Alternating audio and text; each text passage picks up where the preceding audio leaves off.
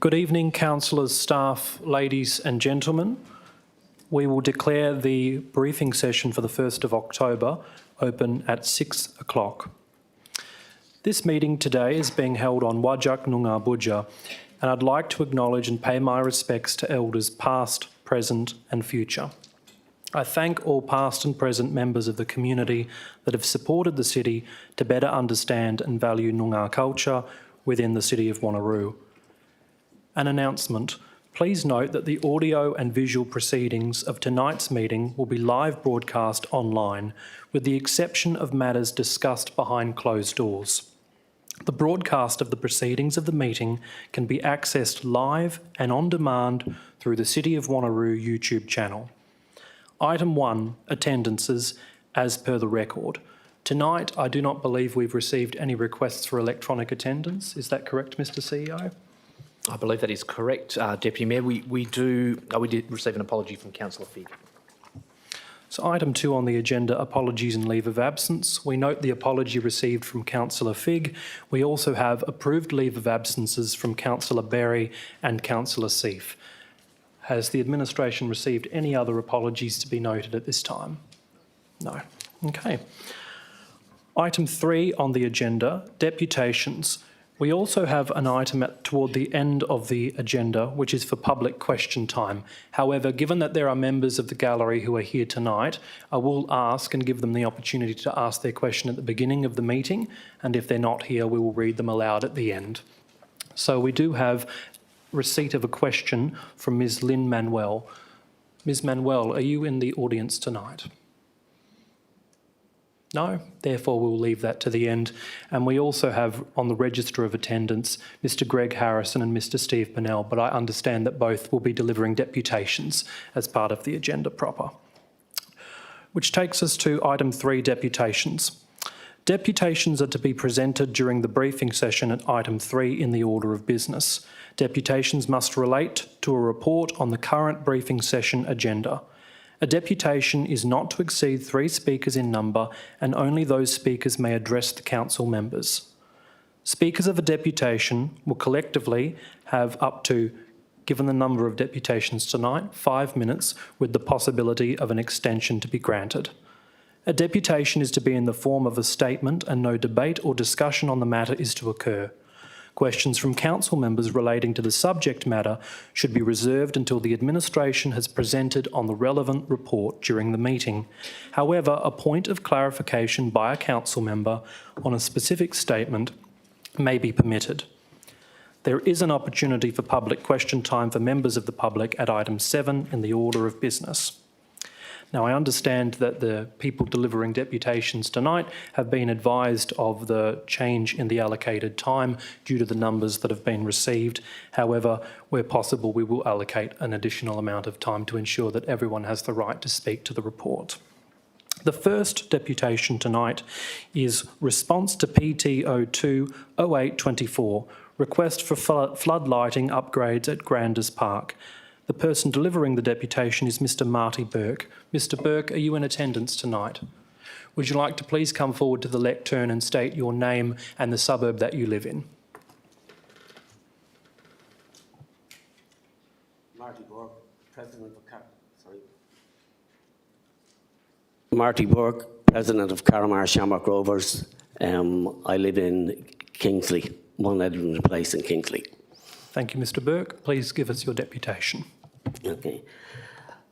I'm here in support of a deputation speaking in opposition to the officer's recommendation on item 4.13, request for floodlighting upgrade at Grandis Park. We ask that the council reject the officer's recommendation and support an immediate upgrade to the lights to 100 lux.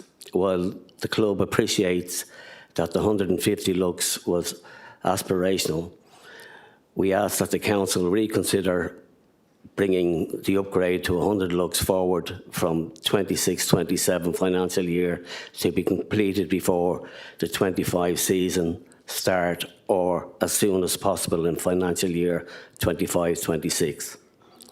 There are several reasons why we feel that the upgrade should be completed sooner than waiting for 26-27. Currently, the lights at a maximum of 50 lux, which is against the city's current sports floodlighting policy. While the lights were installed before the adoption of the policy, we feel that it's time to upgrade them now rather than wait until season 27, which will be realistic time scale based on the officer's recommendation.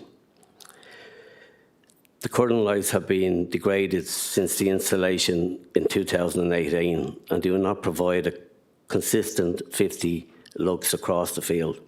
There are parts of the playing surfaces that receive minimal lighting, rendering them unusable and unsafe, especially during the winter months when the majority of our clubs, games and training take place. Carramar Shamrock Rovers are one of only 8 clubs in the state that have an all-abilities team. Due to the low lighting level, members of the team that have visual impaired are unable to train and participate in the activities which they love. At the current lux level are so low. The teams are restricted to training in an area adjacent to the clubhouse to make sure of the lights from the veranda. This is not a realistic long-term solution, and the teams are being disadvantaged by the current lighting position. Carramar Shamrock Rovers is a club in a low socio-economic area. We are the largest sports club in the vicinity of Banksia, Carramar and Tapping. However, due to the limited amount of space, we are having to restrict our members of teams to, and therefore players. If the lights were to be upgraded, some fixtures would be rescheduled to night games and alleviate the pressure on the current space during the weekends. Carramar Shamrock Rovers have been recently recognised by Football Australia as a club changer due to the club's ongoing commitment to development of women's and girls' football. We continue to engage with the community to increase the participation of women's and girls' football. Increasing the lighting rather than waiting till 27 will help us create a safer and more inclusive environment. We have been talking to the council regarding lighting issues since 2021. Following the adaptation of the sports floodlighting policy in 2022, the city has established the 100 lux floodlighting as the standard for sporting spaces. We ask that the council use its flexibility to upgrade our lighting to 100 lux as soon as possible, because it's necessary for the needs of our club. On behalf of Carramar Shamrock Rovers, I wish to thank you for allowing me to present this deputation this evening, and hopefully we get a favourable reply. Thank you very much. Thank you, Mr Burke, for that deputation on behalf of Carramar Shamrock Rovers Football Club. The second deputation received tonight is in relation to the consideration of Precinct 7 Lake Marigini local structure plan following advertising. The speaker is Mr Gregory Harrison. Mr Harrison, would you please come to the microphone and provide your name and the suburb that you live in?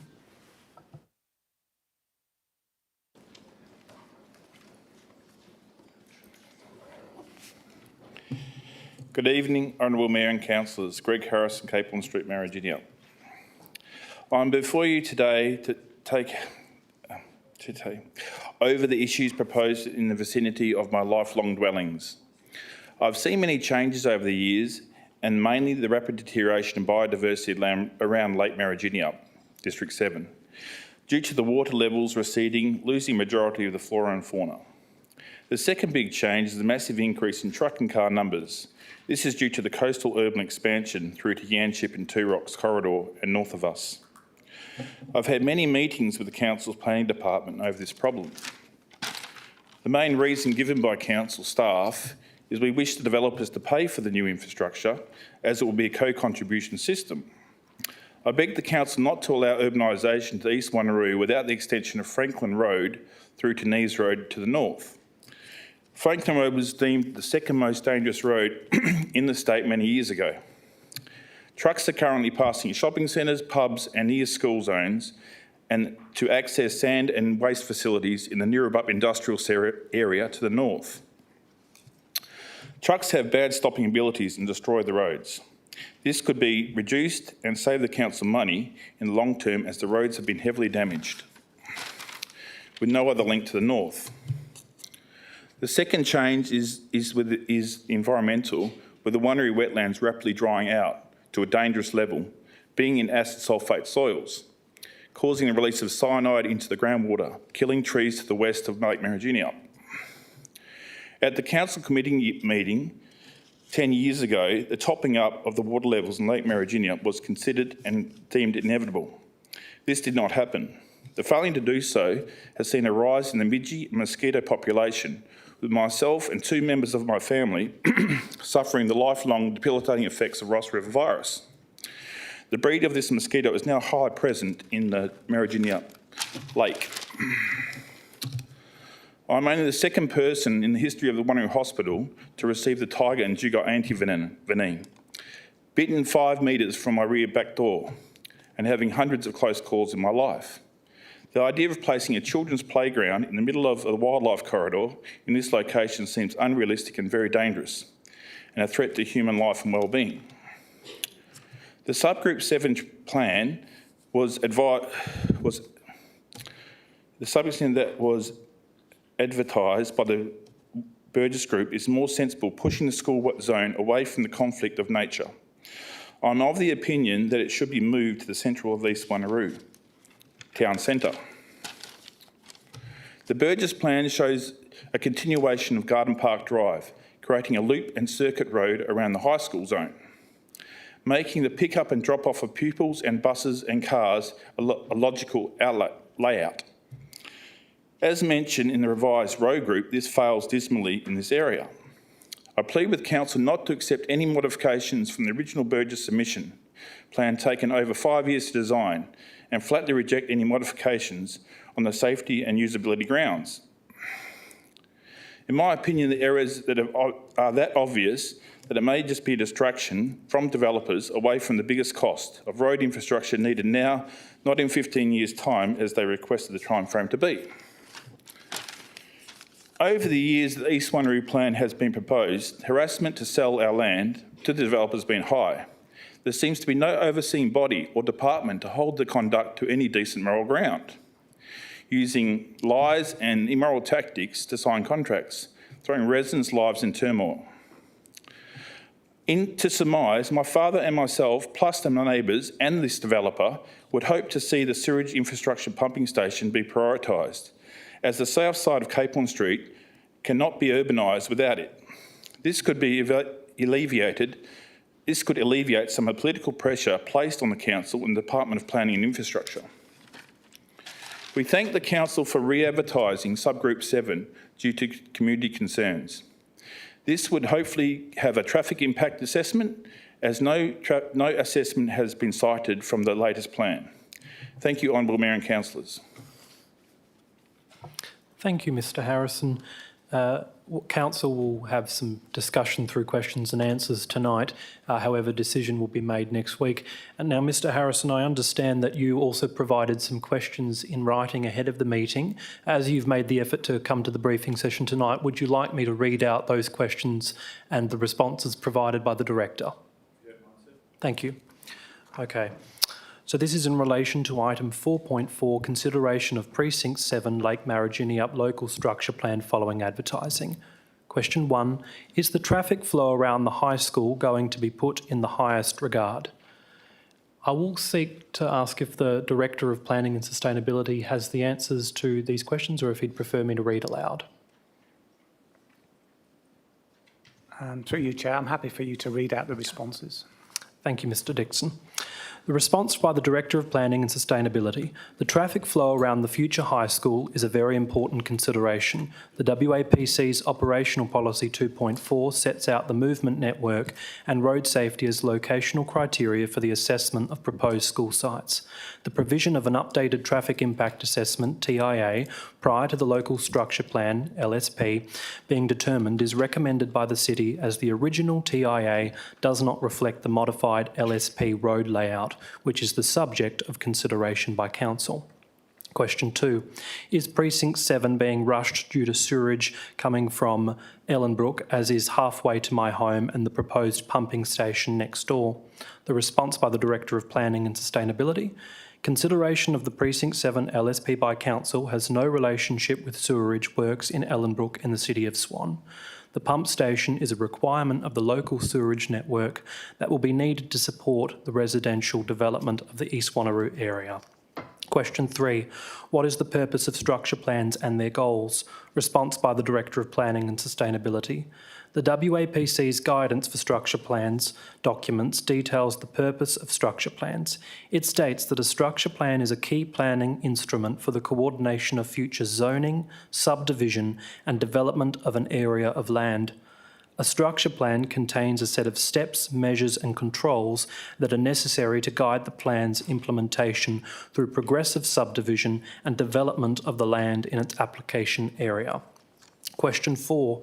Has a school oval ever been positioned in a known tiger snake and Ross River virus mosquito habitat in the lake systems north and south of the Swan River? The response by the Director of Planning and Sustainability.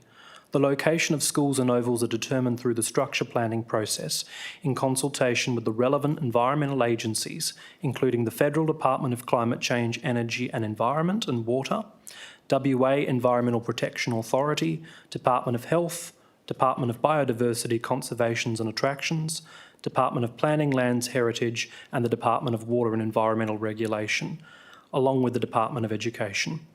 The management of mosquitoes and local fauna such as tiger snakes is addressed through the approval process and management of reserves by the relevant public agencies. 5. Is the inevitable movement of wildlife between reserves being considered, i.e. garden, park, bushland to Marigina Bush Reserve? The response by the Director of Planning and Sustainability.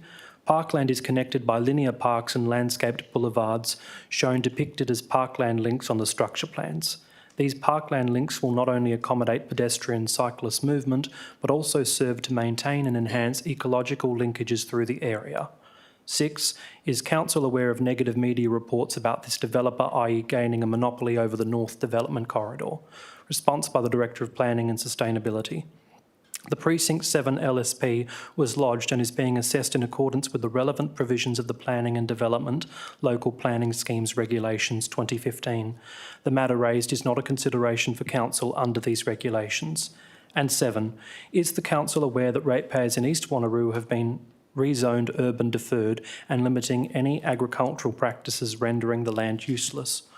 Response by the Director of Planning and Sustainability. An MRS amendment 1308/41 was approved in 2018, rezoning the majority of land within Precinct 7 to urban deferred. The WAPC undertook advertising processes where the public were made aware. Notwithstanding that the land is zoned urban deferred under the MRS, the land still has a rural zoning under the City's District Planning Scheme number 2, where rural and agricultural uses remain capable of approval. Those are the answers provided in writing, and there obviously is further opportunity to ask questions either at the end of agenda or next week in public question and statement time. The third deputation that has been provided tonight is also on the same matter, consideration of Precinct 7 Lake Marigina local structure plan following advertising. And the speaker is Mr. Mitch Brown. Mr. Brown, are you in attendance? If you could please come to the lectern and just state your name and the suburb that you reside in, please.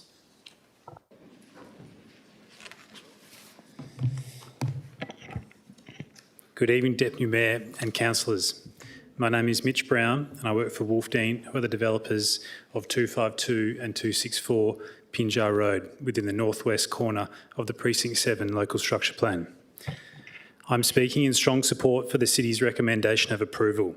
In particular, Wolfdean is in support of the modification to include our properties 252 and 264 Pinjar Road within the structure plan area to accommodate an outfall sewer required for this area.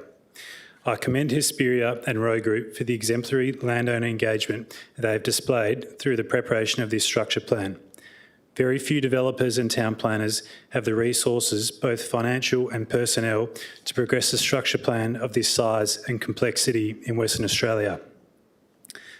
The land fragmentation, varying land uses, environmental considerations and servicing should not be underestimated in how difficult it is to prepare an application of this size. Hesperia have engaged with landowners extensively, far beyond what is ordinarily required, and should be commended for their commitment. Their perseverance will unlock thousands of desperately needed homes in a fantastic middle ring location. I wish to further emphasise Wolfdean's support of this application and its recommendation of approval. Thank you. Thank you, Mr Brown. The fourth deputation on the same matter, being Precinct 7, the speakers are Mr John Burgess and Mr Daniel Colgan. If you'd like to come to the lectern and state your names and the suburb you reside in for the record. Good evening, Deputy Mayor and Councillors. My name's John Burgess from Burgess Design Group, and I'm here with Daniel Colgan and Nathan Colgan, who are owners of lots 10 and 11 Cape Horn Street within the Precinct 7 local structure plan area. Their properties contain the existing Berryman House, a historic cottage, the proposed future wastewater pumping station and the proposed special use site. Thank you for the opportunity to speak to you tonight in relation to this item, and also thanks to the City's planning team for their work and collaboration throughout this process. It's been a huge suite of work, and we thank them for their comprehensive report and recommendations. I speak in support of the officer's recommendation, which adopts the majority of our proposal. There are only two main elements that I'd like to raise with you, and I've had further discussions with the planners here at the City about this further today. Firstly, we had proposed to allow for multiple dwellings within the special use area for the following reasons. The Colgan brothers specialise in heritage restoration, and that's why they purchased the Berryman House property some years ago.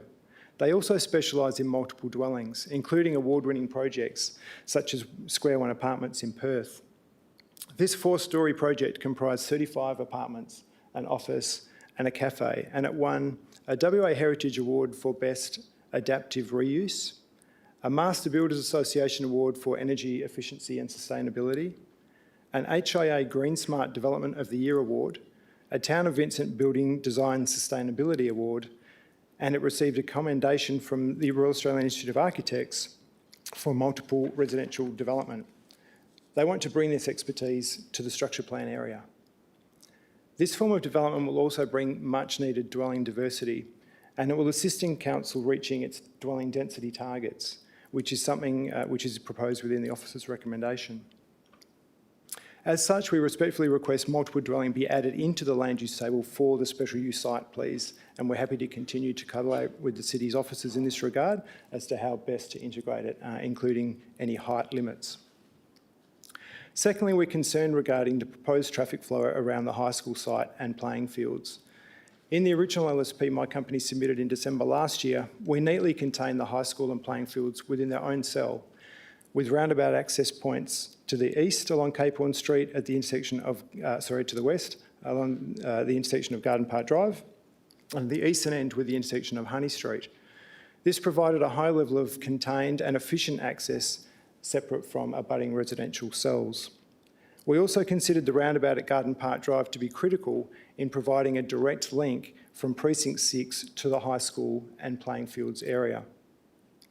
The proposed layout of the current plan has removed the access to Garden Park Drive and thus pushes high school traffic through the abutting residential area and past the Western Primary School to the west. This will essentially mix the peak hour traffic associated with each of these schools. We support the road layout shown on the previously submitted LSP and as reflected on our plan provided to the City as part of this re-advertising process. We trust the updated transport impact assessment will address these issues and recommend to return to the previous LSP road design in this location. Daniel Coggan's here with me to assist in answering any questions you might have, particularly in relation to their building expertise. But otherwise, thank you very much. And just very quickly, if I can, Mr Deputy Mayor, we also represent Alberton Property, and they wanted to pass on their thanks and congratulations, and they support the officer's recommendation as well. Thank you. Thank you. Councillors will ask substantive questions of the officers when the report is discussed. I don't believe there are any points of clarification. Okay. Councillors, Mayor Aitken has arrived, so at this point I will vacate the chair and Mayor Aitken will assume the presiding member responsibilities. Mayor Aitken, we are up to deputation number 5.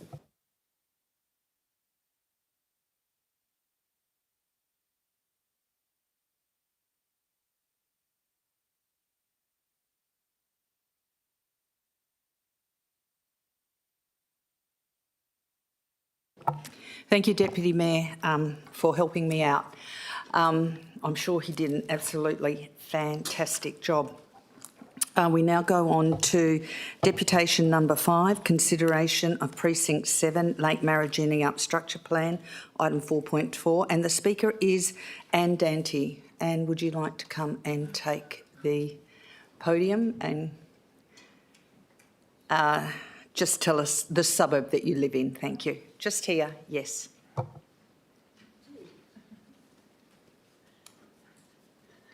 So to everybody, thank you for allowing me to have this deputation. I wrote a great big long thing and my husband said, don't waffle. So you're getting about 5 lines. My main reason for being here is to thank the Department of Education and the planners in the City of Wanneroo for moving a school to a property where I thought it should have gone when the thing came out first a few months ago.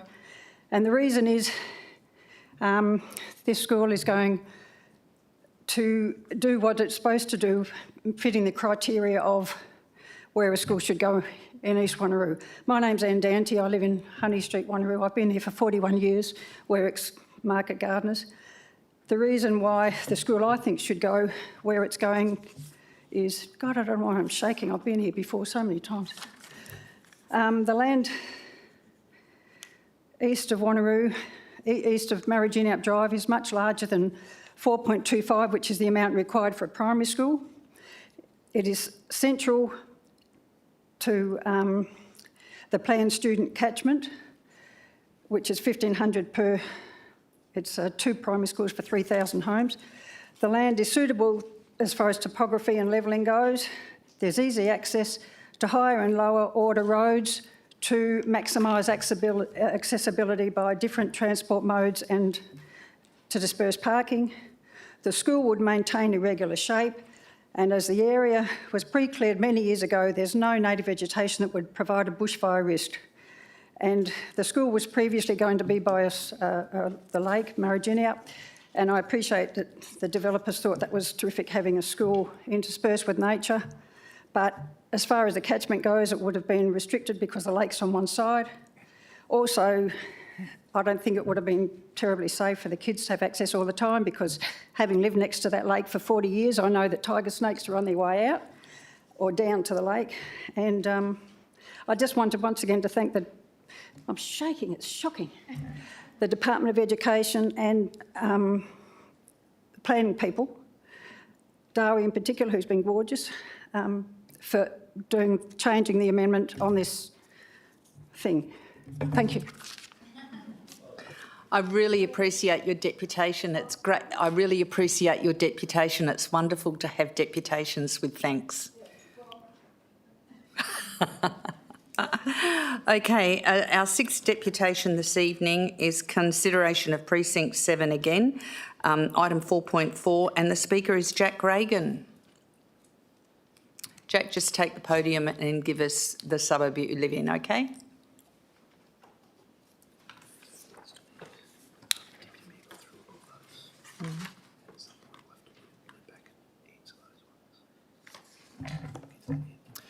Thank you, Mayor. Jack Regan, Altus Planning Office in South Perth. Good evening, elected members. My name is Jack Regan from Altus Planning, and I'm here tonight speaking on item 4.4 relating to the consideration of proposed East Wanneroo Precinct 7. Altus Planning are representing Mr Chachi, who is the landowner of Lot 12, number 95, Mariginiup Road in Mariginiup. The client site is now intended to be the location for the primary school east of Lake Mariginiup. The purpose of my deputation tonight is to seek your endorsement of the schedule of modifications provided at attachment 5. We raise concern that the provision of a primary school site in the intended location is inconsistent with the provisions of Operational Policy 2.4, which guides the strategic planning for government school sites in proposed urban areas. The policy requires primary schools to be located centrally to the neighbourhood it is intended to serve. This is also reinforced through the planning outcomes for primary schools set out under the district structure plan. The intended location is not located centrally within the neighbourhood east of Lake Mariginiup. The ability for the primary school in its intended location to capture future student populations is restricted by the presence of Lake Mariginiup to the west of the site. It is reaffirmed that the primary school location should be located east of the intended location to facilitate better connectivity to the transport corridor and provide a better catchment area capturing a sufficient and well-distributed student population residing in the neighbourhood. It is noted the location of the Eastern Primary School is not supported by the Department of Education as outlined in their submission. This, we emphasise, is a critical point. As per number 26 in the schedule of modifications, City officers have recommended that the Eastern Primary School should be relocated to an area east of Mariginiup Road in accordance with the Department of Education advice. In closing, on behalf of our client, I would like to thank the City's officers for their efforts in collaborating with all stakeholders and for progressing the proposal to a favourable recommendation, which I hope you'll follow at next week's council meeting. Thank you. Thank you, Mr Regan. We have another deputation from Rod Dixon and Felicia Brady, and they're also consideration of Precinct 7 Lake Mariginiup local structure plans. Would you like to come down and just tell us the suburb you live in? Thank you. Mayor and councillors, thanks very much. My name is Rod Dixon. I'm a director with Row Group Town Planners. With me this evening is Felicia Brady from Hesperia and the rest of the project team, including Lydia Langford, one of our principals, and Georgia Stacey from Hesperia. Look, I want to start by saying that we support the report and recommendations from the City's administration to approve Precinct 7 with the modifications that are outlined to be worked through. Precinct 7 covers a complex area, you've heard that, and it's outlined in the report. Approximately 127 properties, 100 landowners. The LSP was prepared over several years and includes a considerable amount of supporting material. It's one of the more complex structure plans that certainly I've seen. It covers 395 hectares with the aim of facilitating 3,200 homes. Row Group was engaged to review the structure plan post-advertising and take carriage moving forward. Following advertising in February and March, additional material was provided to the City in June, which included a modified plan. A process for targeted additional consultation was then established with the City's administration, and this occurred during July, as you're aware. The key design principles of the structure plan, which are retained in the updated plan, focus on sense of place, celebration of the natural environment, including Lake Mariginiup and its environs, and the ability to create green linkages with tree retention. Post-advertising, we recognise that the LSPs had to consider a change in the state-led transit corridor, realignment, positioning of school sites and open space, and the need to balance these mandatory planning requirements with landowner expectations. We've also seen some minor refinements to the expected local road network. So we acknowledge that the City have asked for a number of modifications. We appreciate that WAPC, in assessing this, will need to deliberate on these matters and consult with the City and stakeholders. I want to take the opportunity to ask councillors to support the report and recommendations. We appreciate the collaborative approach that the City's administration have afforded us, and we remain keen to work with the City. I'm going to pass to Felicia to just speak to you briefly about Hesperia and their land holdings. They have about 27% of the precinct. east of Lake Marigini generally. And she'll explain how they're looking to develop their land. Thank you, Rod. Thank you so much for having me today. My name is Felicia Brady. I'm the Senior Development Manager at Hesperia. I've been working on only this structure plan since starting with Hesperia over a year ago. It's certainly been one of the more challenging, but I also think will be one of the more rewarding projects I have certainly ever worked on. For those of you who don't know, Hesperia are a locally owned and operated development agency. They were founded by two of Perth's most respected property developers, being Adrian Finney and Ben Lyle. I'm not sure if you know of Adrian's projects. He does some really amazing projects. We are multifaceted. There are many parts of our business, residential land development being one of them. I'm really proud to work for Hesperia. I'm very picky with who I work for and with. I'm always very focused on outcomes. I worked at Lendlease for a long time for a similar reason on the successful Alkimos Beach project, which is also within the city of Wanneroo. Hesperia is a company that cares very deeply about the state and outcomes of the state and wants to create the best places it possibly can. They're also very committed to improving the environment and is very focused around sustainability. We are one of the very few organisations who are accredited as B Corp. I won't go into what that is, but if you have the time, take a look at what that means. But it takes a lot to get the accreditation, and we are well and truly exceeding that.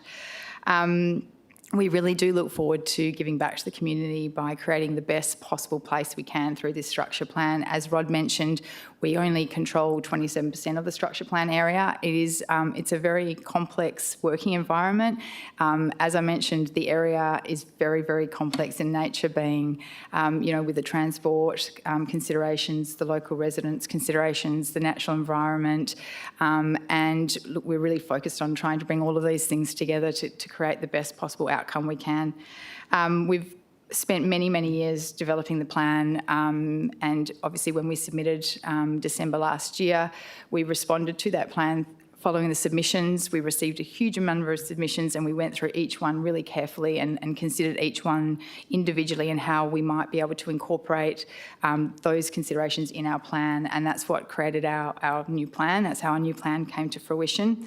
The new plan really is centred around creating a really strong sense of place and really celebrating the natural attributes of the place and the area. Obviously, there's Lake Marigini up at the centre of it, but we also have Lake Dundebar to the east as well. So creating those really strong connections between those two environments was really, really important to us in the consideration of the structure plan.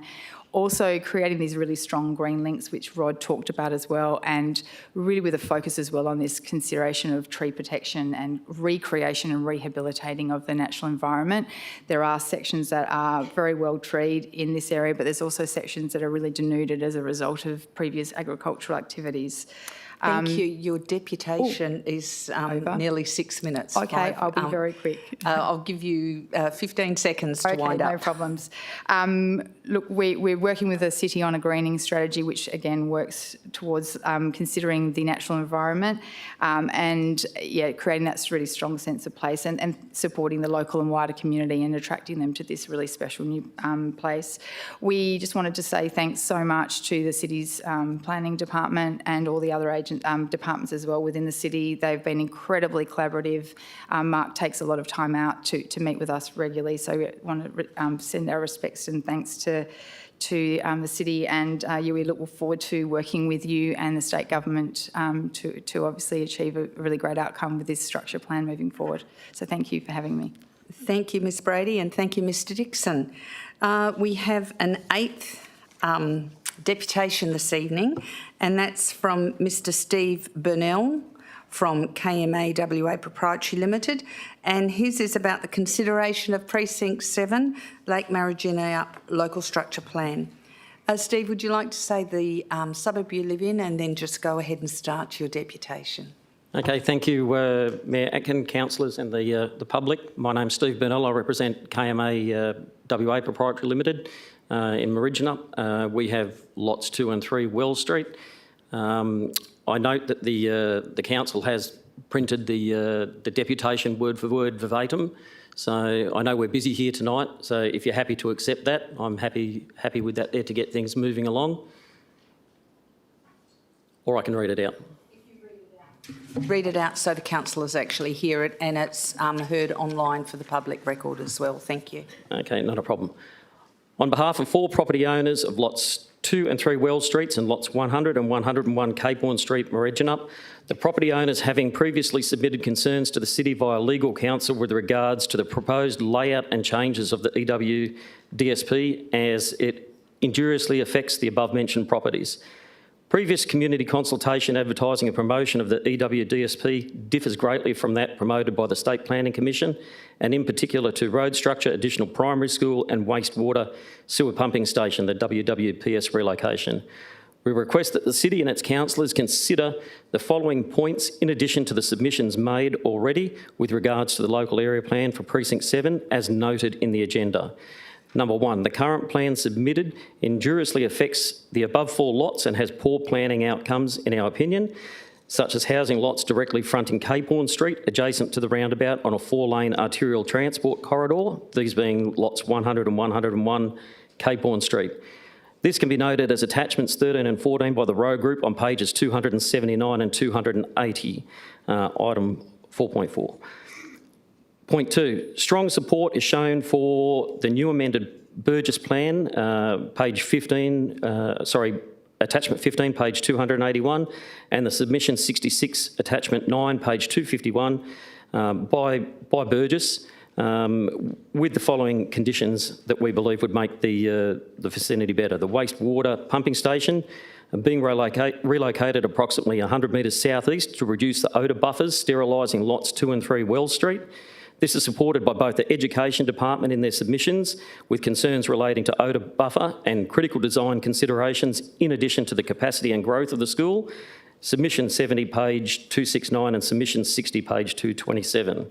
The wastewater pumping station relocation further southeast is also supported by the Water Corporation as their preferred site and also having concerns over vegetation clearing. Their submission was page 55 on, submission 55 on page 217. The proponent also states that they are open to design changes to accommodate the needs on this site in their submission 66, attachment 9, page 251. The second concern being the school site proposed on both lots 2 and 3 of Wells Street suggested a total area of 4.25 hectares. The Department of Education Operational Policy 2.4, Clause 3.32 clearly states 4 hectares is more than suitable for a primary school. Lot 2 is 4.076 hectares in total area, and we believe the additional land grab of a very thin strip on Lot 1 provides no tangible benefit to this. Of the Operational Policy 2.4, Clause 3.34 also states that smaller areas less than 4 hectares for primary schools are suitable if they are adjoining public open space and also with innovative design.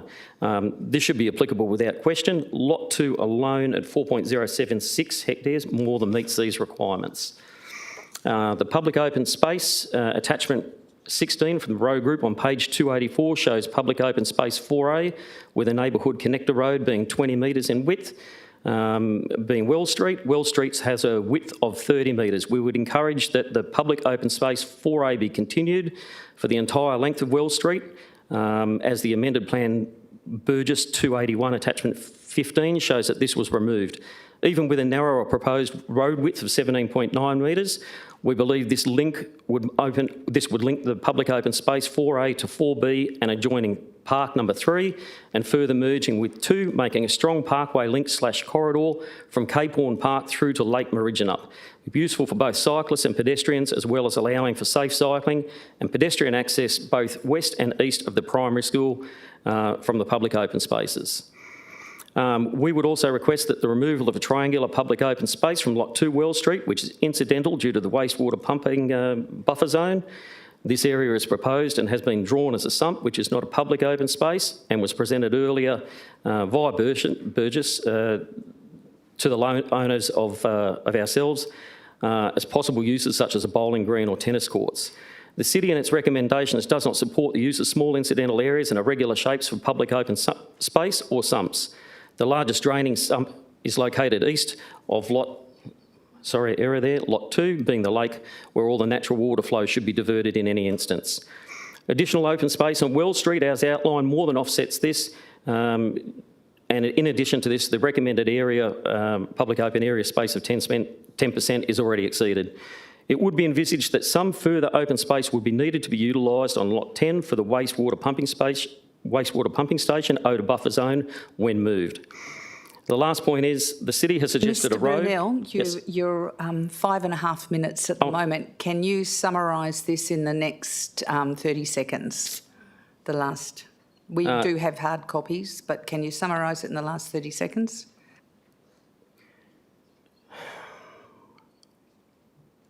As per the plan, if the city takes the road around the primary school and the Department of Education 2.4 into consideration, that would be fantastic. Apart from that, we consider the application. Thank you very much. Thank you, Mr. Burnell. You also had a question on this, and if it's okay with you, I'll read out the question and the director's response. Yeah. So this is on item 4. This is a question consideration. In the Stockland submission at page 182 to 183, this hints at wanting to remove one of its easterly primary schools from precinct 15, as it says, has it been working with the Department of Education to create a school catchment area for precincts 7, 8 and 15. Not knowing to the detail of this and noting the boundary changes to precinct 7, increase in area, is this the reason for adding an additional primary school in precinct 7, which was not in the original East Wanneroo district structure plan? Why is none of the proponents, developers and relevant authorities consulting these changes with the community and landowners as it affects them directly? The response from the Director of Planning Sustainability is both livable neighbourhoods and the WAPC Operational Policy 2.4 Planning for School Sites, OP 2.4, require one government primary school for every 1,500 dwellings. The local structure plan area, as proposed, is expected to yield in the order of 3,200 dwellings and thus requires 2 primary schools. The East Wanneroo District Structure Plan target of 4,000 dwellings would also require 2 primary schools.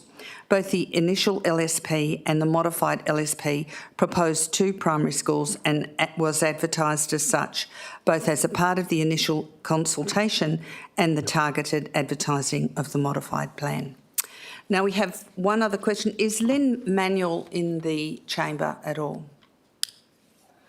Okay, I have a question from Lynn Manuel here and I will read it out. And once again, that's on Precinct 7, Lake Marigini Local Structure Plan following advertising. And her question is, environmental assessment for Precinct 7 was most likely via desktop and done prior to the bushfire. Is there going to be more recent on-site one done before clearing begins? And will this include large terrestrial wildlife, e.g. kangaroos and emus? The City of Wanneroo's kangaroo management policy states that before any disturbance or removal of vegetation, that the area must be appropriately kangaroo and emu-proof fenced and all wildlife removed. Directional clearing is not permitted. Is this going to happen, and if so, when? The response from the Director of Planning and Sustainability states, Part 1 of the Local Structure Plan requires that fauna management measures be implemented to ensure that fauna habitat and disturbance is minimised during development works. A fauna management plan and construction environmental management plan will be required as a condition of subdivision approval to address the management of fauna species and their habitats. This will need to be prepared in accordance with the City's Local Planning Policy 3.3 Fauna Management, which includes a requirement for appropriate fencing and management of fauna. The City recommends, as part of its schedule of modifications, that these management plans be required to be submitted upon lodgement of future subdivision and/or development applications. At that time, administration will review these plans to ensure that the information is current and reliable, including the methods used to do the assessment and surveys. That is the end of deputations. Are there any questions from the chambers, from anyone in the chambers? If there are no questions from the chambers, I now go to item 4, reports. Any declarations of interest by council members, including the nature and extent of which the interests are to be made at the commencement of the item to which the interest relates. Declarations of interest forms are to be completed and handed to the Chief Executive Officer. We now go to Mr Dixon from Planning and Sustainability. And would you like to speak to any of the items tonight, Mr Dixon? Good evening, Mayor and elected members. There are 4 items on tonight's briefing agenda from the Planning and Sustainability Directorate. Items 4.1, 4.2 and 4.3 all relate to annual reviews of developer contribution plans and have already been presented to Council's Audit and Risk Committee, and therefore I do not propose to introduce those items.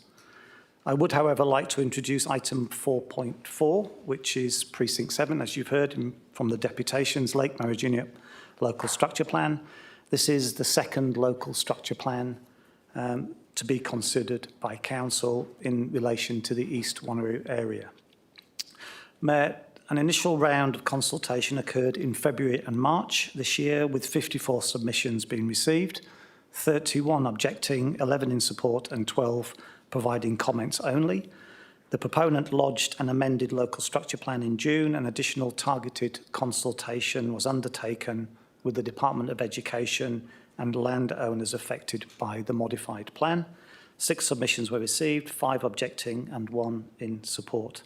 A summary of the submissions and administration's response is included as attachment 9 to your agenda this evening.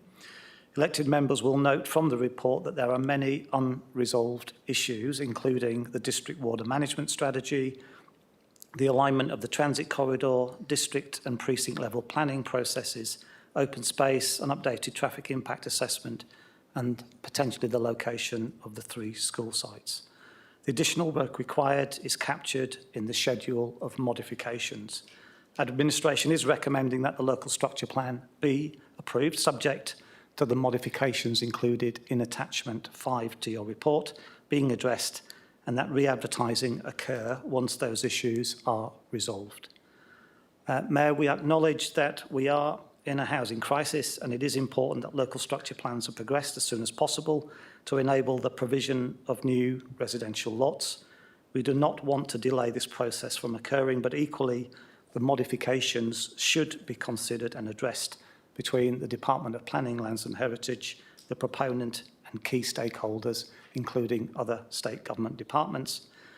And that we consider firmly that the local landowners should have an opportunity to have further consultation, to be informed and form part of consideration of those issues.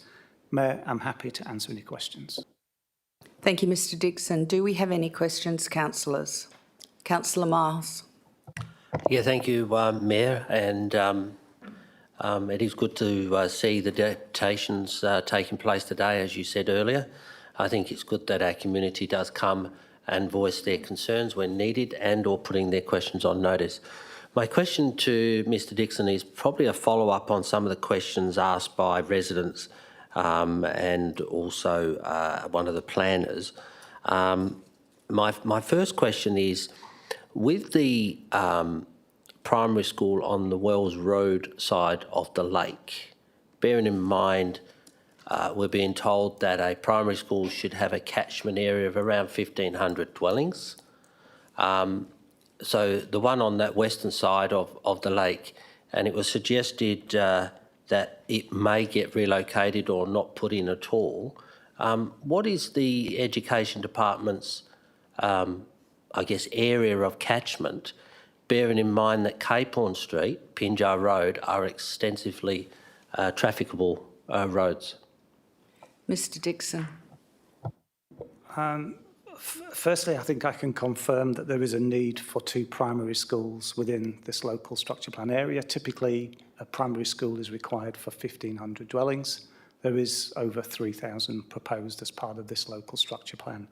In terms of the defined catchment from the Department of Education, I will take that question on notice and see if we can provide some further information from the Department of Education, noting that the 2 primary schools that are proposed, one is to the east and one is to the west of Lake Mariginiup, so they are reasonably distributed to deal with the, if you like, the population growth that we know will arrive through this structure plan. Thank you, Mr Dixon. You have another question, Councillor Miles? Yeah, thank you. The other concern that's been raised to me by some residents around the lake system is the way the road layout changed from the Burgess plan to the road group plan, i.e. the fact that Garden Park is not going to be continued straight over Cape Horn Street. And I know you've mentioned that we haven't had an updated traffic impact assessment, but is there any other comment that we can understand on why that road was relocated? Mr Dixon? So I'm not across the detail as to why it was relocated, and I think I will reiterate the point that you made, that I think acknowledged by administration that there still needs to be a traffic impact assessment undertaken on the revised road layout from that submitted from the Burgess plan, if you like, to the road group plan. And that still needs to be undertaken, and that I think will help assist in informing the preferred road alignment from the city and also from state government. Thank you, Mr Dixon. Councillor Miles, you have another question, then I'll go to Councillor Wright. Yeah, just my final one. Thank you, Mayor. I guess the final one, it was Mr Burgess obviously acting on behalf of the Colgan group with regard to their proposed, I think, building along Cape Horn Street there and requesting I think it was a higher coding. Is that done at this level, or that was what I was understanding from the question from Mr Burgess at the microphone? Is that done at this level, or would we do that at a different level of planning? Mr Dixon?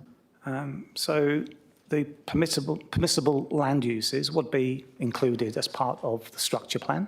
And I think the point raised by Mr Burgess on behalf of his clients, I think, was that administration has omitted multiple dwellings from the list of preferred land uses within that special use area that's identified on the structure plan. The reason administration chose to put forward that proposal to remove multiple dwellings, essentially that's apartment development, was the area of that special use zone is quite small. It's just, I think it's about 1.6 hectares in size, and obviously Berryman House forms part of that, which is a heritage property. I think the concern from administration was around the potential impact of apartment development in close proximity to a heritage property and whether that would have a detrimental impact on the setting. We are quite comfortable with allowing higher density development to the east and west of the special use area, which I think is just shown to the north of Cape Horn Street on your structure plan map. So that in essence was the reasons why administration adopted that approach. We also acknowledge that, through careful design, there could be ways of achieving a suitable outcome, but at the high level, I think, given the considerations that I've mentioned to you, I think administration's view was it would be preferable to put those higher density residential development either side. Thank you, Mr Dixon. Councillor Wright? Thank you, Mayor. I've got 4 questions on this item, but feel free to cut me off after 3 if there's other councillors that have some questions. Just in regards to my first one, can administration provide a copy of the updated transport impact assessment before council makes its decision next week? I think this is very important for councillors to make an informed decision if this item is not coming to council or coming back to council. Mr Dixon? The short answer is no. We are awaiting that traffic impact assessment, hence the modification that's recommended by administration, that we don't want to delay the processing of the structure plan.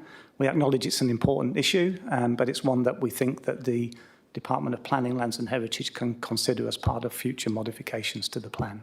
Thank you, Mr Dixon. Councillor Wright? Thank you, Mayor. On page 129 of the report, administration provided some comments around the developer implementing a urban greening strategy as a trade-off for not following the local planning policy 5.3, but using minimum standards of road widths of livable neighbourhoods. I guess my question for administration is in regards to council has set the vision for wider road reserves. Why is administration not enforcing that local planning policy? Mr Dixon? I think it's not that we're not enforcing that requirement. I think we look back to what the objective of providing wider road reserve widths was, which was really to accommodate more opportunity for street trees. Having said that, that's one way of achieving greater opportunity by having wider streets and having wider verges. That's not the only way that we can achieve that objective of ensuring tree-lined streets, and we're open to consideration of different alternatives, and that's certainly one thing that Hesperia has put forward as part of their emerging greening strategy. It's not finalised yet, it's just part of conversation, so we wouldn't want to rule out other alternatives to achieve the same outcome. Thank you, Mr Dixon. Councillor Wright? Thank you, Mayor. Just in regards to or on a similar topic, in regards to the landscaping plan, has due consideration been given in regards to species used that are not affected by the polyphagous shot-hole borer? Mr Dixon? I don't think that level of detail has been applied, but that's not to say that it won't, and I think it's certainly something that we can give further consideration to. Thank you, Mr Dixon. Any other questions, Councillor Wright? Yep, I've just got my last one. Thank you, Mayor. Just on a page 132, there's some comments on services and in particular electricity. Can there be a modification that all electricity services are to be underground power? Mr Dixon? I understand from Mr Bowering that that is standard operational procedure. Thank you. Any other questions, councillors? Councillor Herridge. Thank you, Mayor. Just one from me. I just wanted to confirm the extent of the consultation that will then come back again to us after this point, and just make a further point of whether we will see this again after that or if it goes straight to WAPC. Mr Dixon. There is no guarantee that there will be further consultation. It's certainly something that administration and I think council is likely to strongly support. But that would be a decision that would be made by the West Australian Planning Commission and the Department of Planning, Lands and Heritage. Given the nature and the variety of modifications that administration still feels are required, I think it's important that the local community does have an opportunity to have further say in terms of the final local structure plan. If that is a requirement of the West Australian Planning Commission and the Department of Planning, the likelihood is that that consultation would be undertaken by city's administration, but the results of the consultation wouldn't come back to council. They would be forwarded to the Department of Planning, Lands and Heritage for their final consideration. Thank you, Mr Dixon. Any other questions, councillors? If there are no other questions on this item, I go to item 4.1, the Alkimos-Eglinton Development Contribution Plan Annual Review of Costs 24-25. Do I have any questions on that item, councillors? If there are no questions on that item, I go to item 4.2, Yanchip and Two Rocks Development Contribution Plan Annual Review of Costs 24-25. Do I have any questions on that item, councillors? No questions. Item 4.3, consent to advertise East Wanneroo Cells 1 to 9 Developer Contribution Arrangement Annual Review of Costs 24-25. Any questions, councillors? Thank you. We now assets and asset operations and services. Thank you.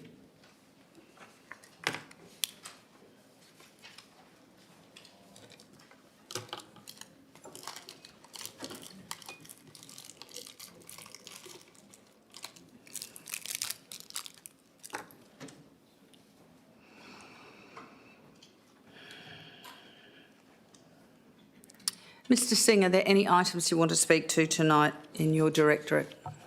Yeah, thank you, Mayor. We got 6 items from SS Directorate. The first 3 items have been discussed with council members at a council forum. There are 3 policies. The other 3 are petition responses and reports do provide enough information. I'm happy to take questions. Thank you, Mr Singh. Councillors, do I have any questions on item 4.5, the council policy review of the bus stop infrastructure policy? Yes, Deputy Mayor Rowe.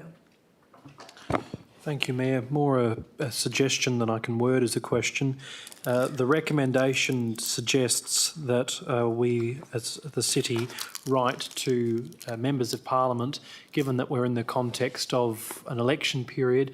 I think it would also be appropriate to write to endorsed major political candidates to ensure that, regardless of who is successful at the election, the city maximises its opportunity to be able to secure funds. Would the administration agree with that statement? Mr Singh. Thank you, Mayor. We probably need to consider that one. If that's possible, then we may include that in the recommendation. Thank you, Mr Singh. Any other questions on the bus stop infrastructure? Councillor Smith. Thank you, Mayor. On page 791, I just wanted to clarify on the information on council member queries provided below as the first dot point. So revenue from advertising contracts, the answer gives an approximate number, but I don't know if it actually clarifies whether that amount can actually be used for further installation of further bus shelters. Thanks. Mr Singh. Yeah, thank you, Mayor. The information was requested that how much revenue is generated from those 3 contracts. That's been included in this report. The second part is, this is a operating revenue, so that forms part of the operations.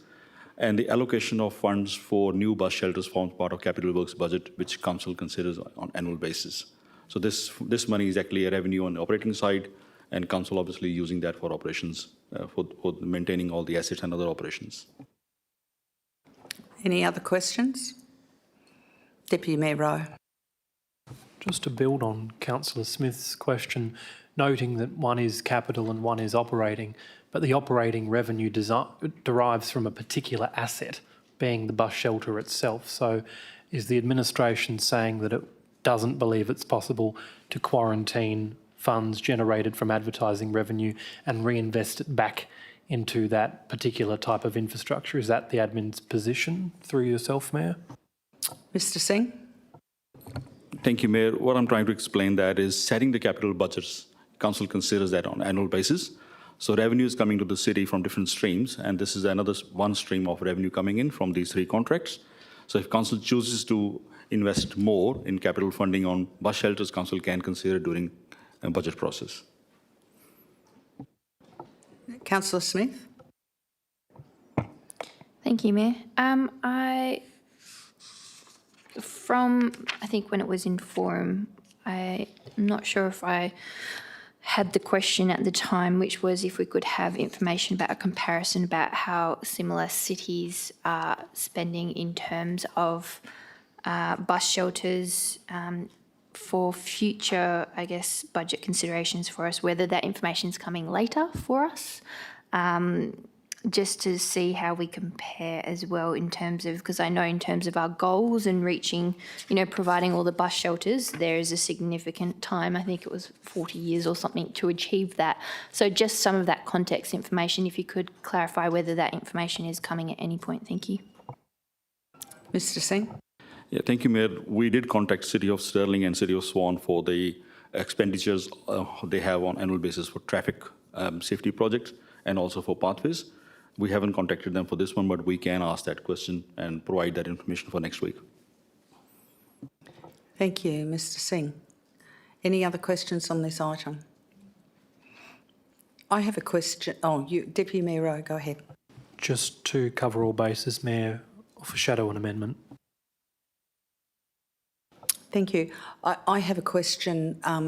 Can we, when we're doing the next annual budget, look at what we are getting in operating costs from our bus shelter advertising and have that identified as a separate sum so that we can look at that when we look at funding our bus shelter replacement capital works program? please, if that could be looked at, that would be good, I think. Thank you, Mr Singh. Thank you, Mayor. Yes, we can bring it to Council's attention as part of budget workshops when they are set for the next year's budget, and Council can provide direction as part of setting the budgets. Thank you, Mr Singh. Item 4.6, the Council review on local area management policy. Do we have any questions on that item? Councillor Wright.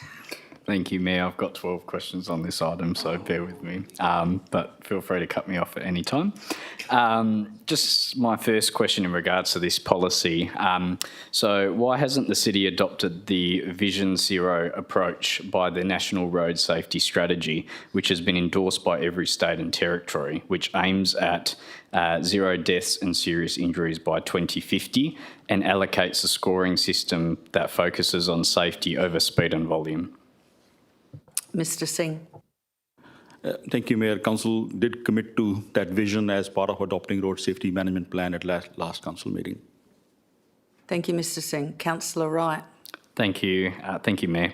Can administration explain if a site below 60 as current receives a large number of requests for safety traffic treatments and is considered dangerous, whether a criteria can be added around how many requests are received by the community?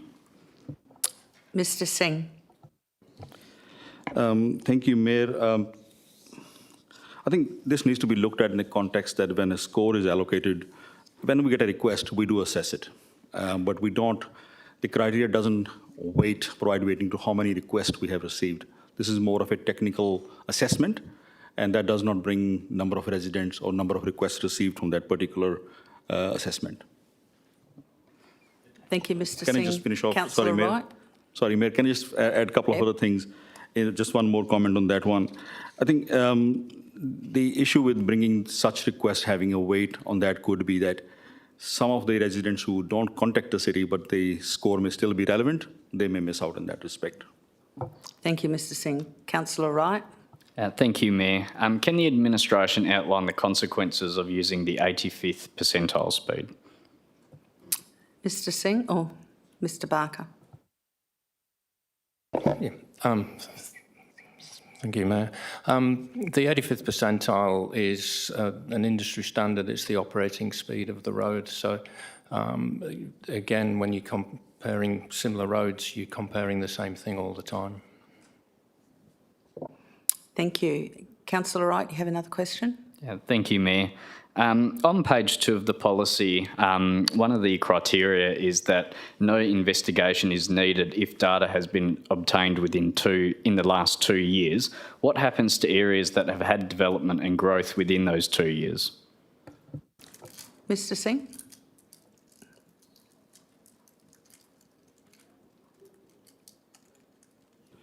Sorry? I'll do it if you want. Mr Barker.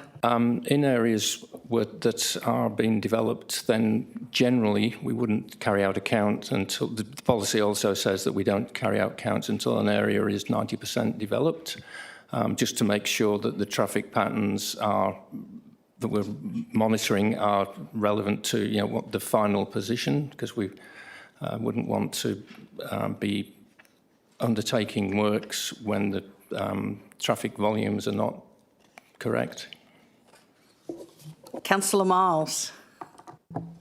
Just thank you, Mayor. Just to follow up from Councillor Wright's questions, we just dealt with a little earlier on tonight questions on a proposed development in East Wanneroo where road infrastructure was brought up by deputations and our residents.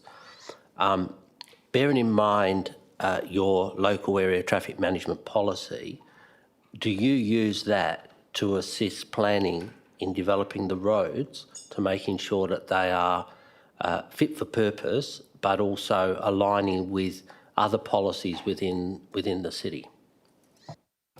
Mr Barker or Mr Singh? Mr Barker. Yeah, thank you, Mayor. Yes and no. We don't use the policy itself, so we don't do an assessment of the roads, but all the road safety and road design aspects are covered in livable neighbourhoods. So if the subdivision roads are designed in accordance with livable neighbourhoods, then that addresses that issue. Thank you, Mr Barker. Councillor Miles. Just to follow on from that, Mr Barker, we also know as councillors, we obviously get a lot of inquiries. People believe that you've got speeding and that on some roads. And those roads tend to be the roads that are wider and longer, obviously inter-suburb roads or interconnection roads. Do you not, as part of this sort of traffic management policy, can you not address those issues early on so we don't have this retrospective issue from our communities after they've moved in? Mr Singh? Thank you, Mayor. Just trying to differentiate between the wider road network and the local roads. For wider road network, we look at the road safety aspects. We could do a number of ways. It could be looking at the road safety inspection. That could highlight the need for road upgrades or providing road safety measures.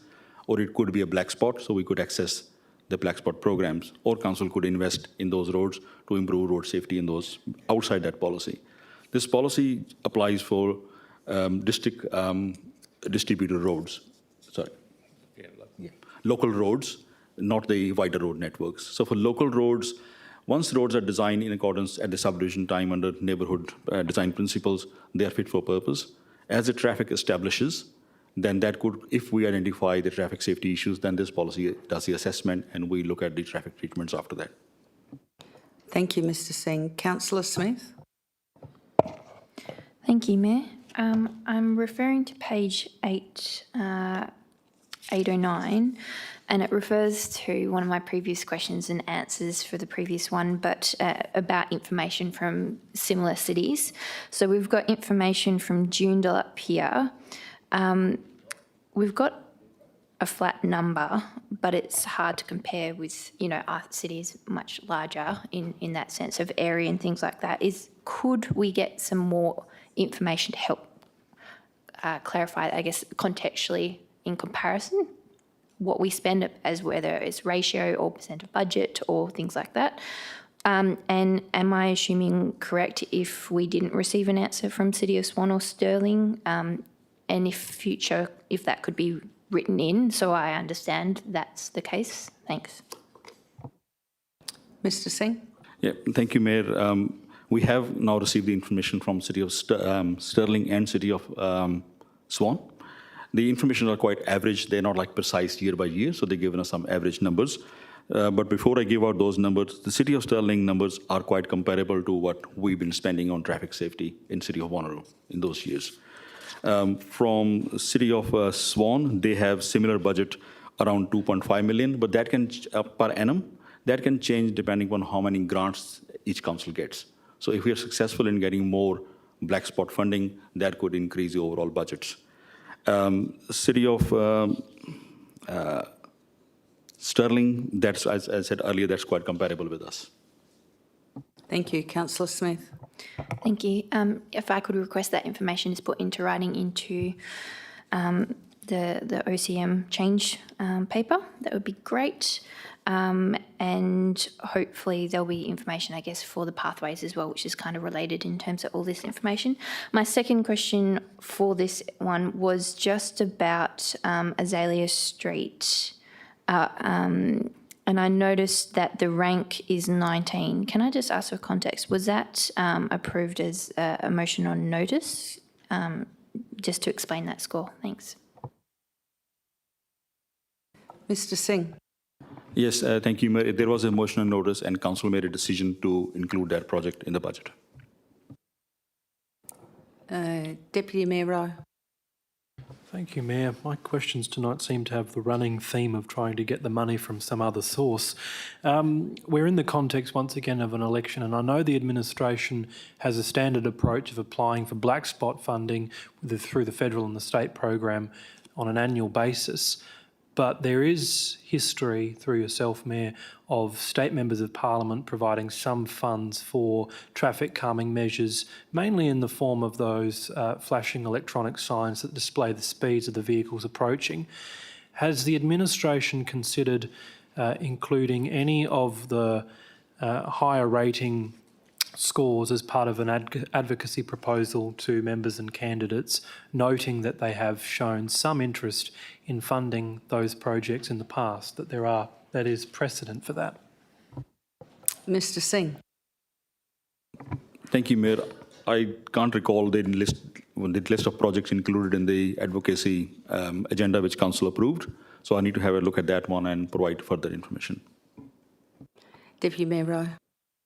And just the supplementary to that, Mayor, I suppose the advocacy plan is predominantly the larger projects. So I'd ask the administration, as we are really approaching now the period where major candidates are putting in their submissions, it would be opportune for the city to consider those projects that are under the value of 100,000 that are incredibly significant to community.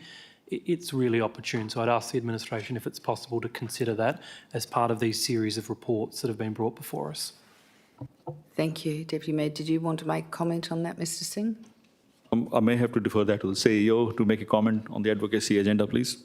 Mr. CEO.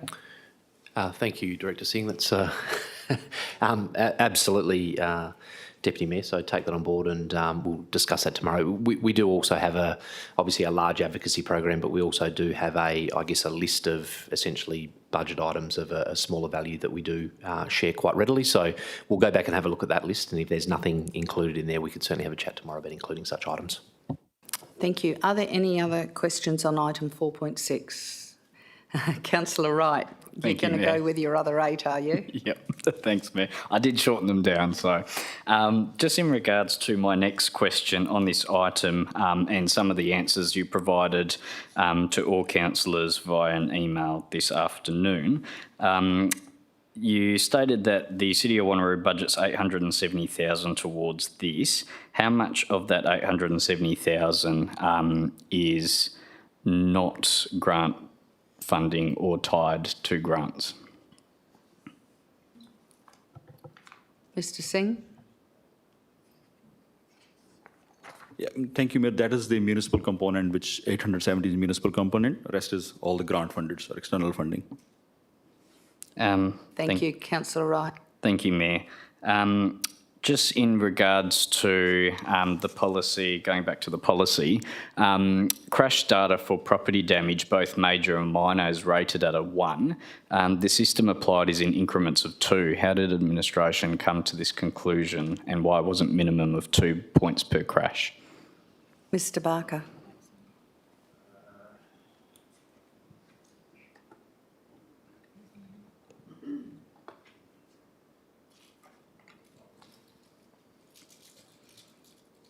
Councillor Wright, can you identify which page that is on?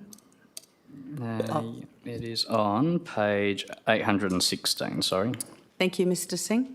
Yeah, thank you, Mayor. We'll take that on notice and provide further information. Thank you. Councillor Wright. Thank you, Mayor. On page, sorry, I've written the pages of the policy, not the actual. So I'm looking at the road design. So page 817 now. In regards to the road design and topography, below the PSL is 0. First of all, what is PSL and how is this measured?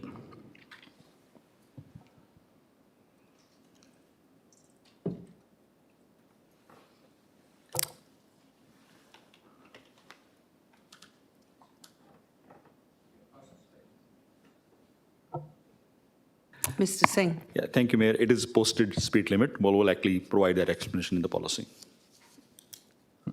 Councillor Wright. Thank you, Mayor. Just in regards to that, why are road designs and topography based on the 85th percentile speed? Regardless of speed, if there is a fundamental flaw in the road design, that may cause issues regardless of speed. Mr. Barker. Thank you, Mayor. Again, the 85th percentile speed is the operating speed of the road, so that is the speed that you use when you're designing the road. Thank you. Councillor Wright. I've got a supplementary, but that's fine, I'll leave it. Just in regards to 5.2.8, which is on page 820 under amenity factors, This is one of my pet peeves, but in regards to rat running through traffic, under 10% is acceptable to receive no points. If the road design is a straight road with heavy rat running under 10%, the city doesn't warrant an improvement. Can you please provide why the city accepts rat running under 10%?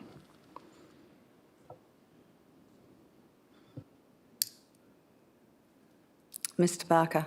The 10% is a nominal value. The daily traffic can fluctuate by that much. So generally, rat running, you recognise that the flow will either be tidal, people will be using it one way rather than another, mornings or evenings, or that the volumes of traffic are just way beyond what the number of houses that are serviced by that road suggest. So that's how we identify the rat running totals. Thank you. Councillor Wright. Thank you, Mayor. Just my last question. How much would it cost the city if council supported to double the funding towards traffic treatments, dropping technical sites to 40 instead of the current funding level of 60?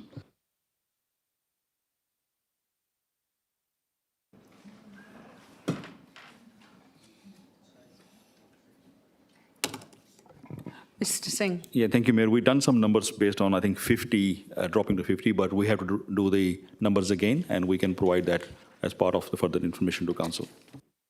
Thank you. Are there any other questions on this item, councillors? If there are no other questions on this item, we go to item 4.7, the Pathways Policy. Councillors, do we have any questions on this item? Councillor Wright. Thank you, Mayor. Policies are my favourite thing, so apologies for the many questions. Just a question in regards to the Pathways Policy. Does the current policy apply to existing and new pathways? Mr Singh. Thank you, Mayor. Yes, it does apply to existing pathways which require upgrades. Councillor Wright. Thank you, Mayor. Under the proposed policy, administration recommends that B-trip generators, which is the number of properties within an 800-metre walkable catchment of the project, multiplied by the average household size for suburb divided by the project length in metres. Can the city confirm that this clause will therefore critically disadvantage established communities in the city and will automatically deprioritise over new suburbs? Mr Singh.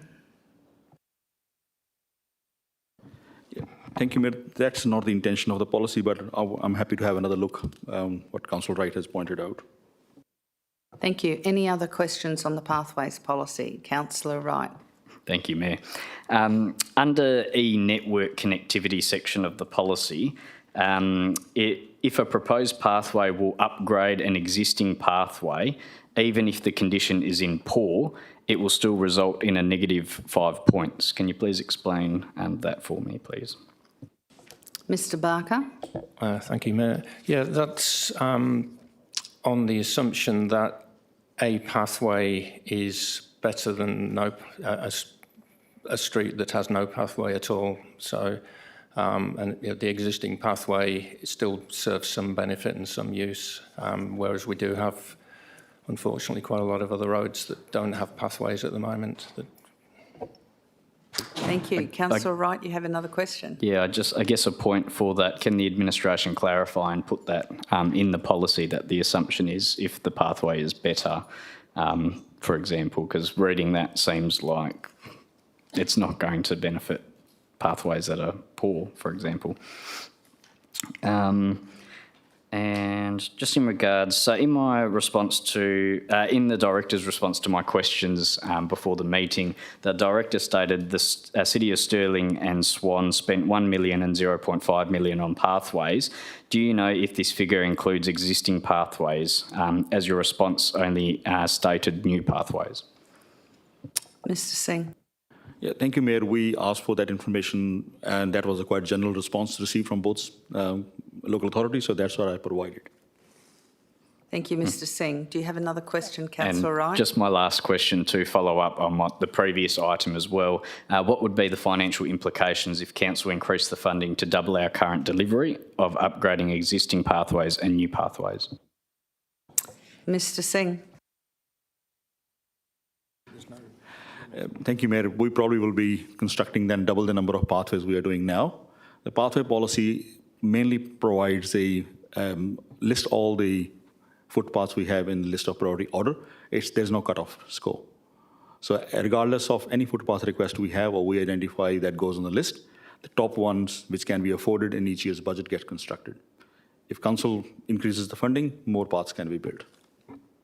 Thank you, Mr Singh. Any other questions on this item? Councillor Herridge. Thank you, Mayor. Just one from me. I was interested to know, being that we've added safe active streets in, if we have an example with that already within the district of Wanneroo. Mr Barker. Thank you, Mayor. Not at the moment. We've started the planning for one,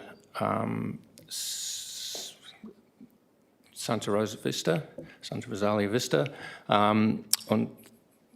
We're at the design stage at the moment, and the latest round of bike path funding only allows submissions for paths within 2K of the new Metronet stations. So whilst we're anticipating getting funding, we weren't able to apply for it. So it's still in the programme, but not for the immediate budget. Thank you. Any other questions on this item, councillors? If there are no other questions, we now go to item 4.8, response to petition PT 030724, request for carers and elderly to park on the concrete area next to the driveway at 59 Westport Parade Dash. Do we have any questions on this item, councillors? Deputy Mayor Rowe. Thank you, Mayor. Noting that this particular item is around carers and the elderly parking on a residential lot, the administration's talked about the fact that bays are available on the adjacent side of the local street. Is the administration aware that those bays are used frequently for school drop-off and pick-up of students at Ashdale Secondary College, and then during the day they are used regularly for long periods of time by Year 12 and 11 students who have licences and therefore park their vehicles in those bays during the day? So I suppose my question, Mayor, is the administration aware of it? And if they're suggesting it's a solution, how could that be the case if the bays are occupied regularly? Mr Singh. Thank you, Mayor.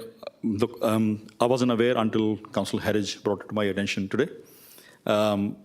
Having said that one, they're public bays to start with. Yes, I do understand the school students may be occupying them when they attend school, or parents may be using them for school drop-off and pick-up, but there's an opportunity for residents or their visitors to use them. It's depending upon who's there first, essentially. Do we have any other questions on this item? Councillor Smith. Thank you, Mayor. Could I get some clarification around the concrete hard stand that has been put out the front next to their driveway? Would they have needed permission for that first? And would there have been like a caravan or a vehicle on that before allowed? Thank you. Mr Singh. Thank you, Mayor. The hard stand has been put in line with the verge treatment guidelines, the city's verge treatment guidelines, which does allow some portion of the verge can be treated with some hard stands, paving and concrete hard stands like. It doesn't need a specific approval as such. Councillor Smith. Just trying to clarify the use of why somebody would put something in like that, if not to put a vehicle or something on top of it. So can you clarify how that lines up? Thanks. Mr Singh. Thank you, Mayor. The research we have done that indicates that the hard stand was constructed when the original dwelling was constructed back in 2008-9, and the parking provisions went in afterwards. So parking provisions are only 3 years? 2018, 19? Yeah, about 6 years ago, or 5 or 6 years ago. So the hard stand was constructed before, and parking provisions were installed afterwards. So that hard stand may have been constructed by the property owners to use as a parking, but parking provisions don't allow that during school times. Councillor Smith. Thank you, Mayor. So noting, I think, that fines have been referenced, and sometimes, you know, to get a ranger out there to do a fine or something like that, they need to be called unless they're just unlucky in terms of being cited. Sorry?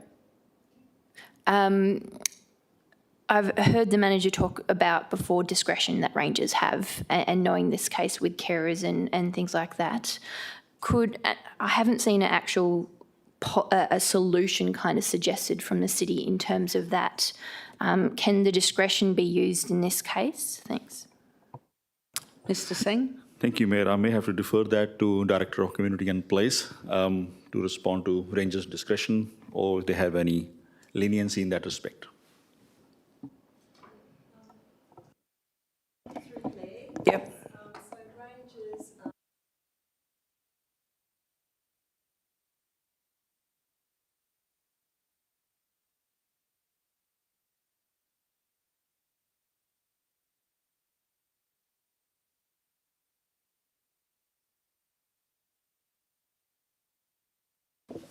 Thank you.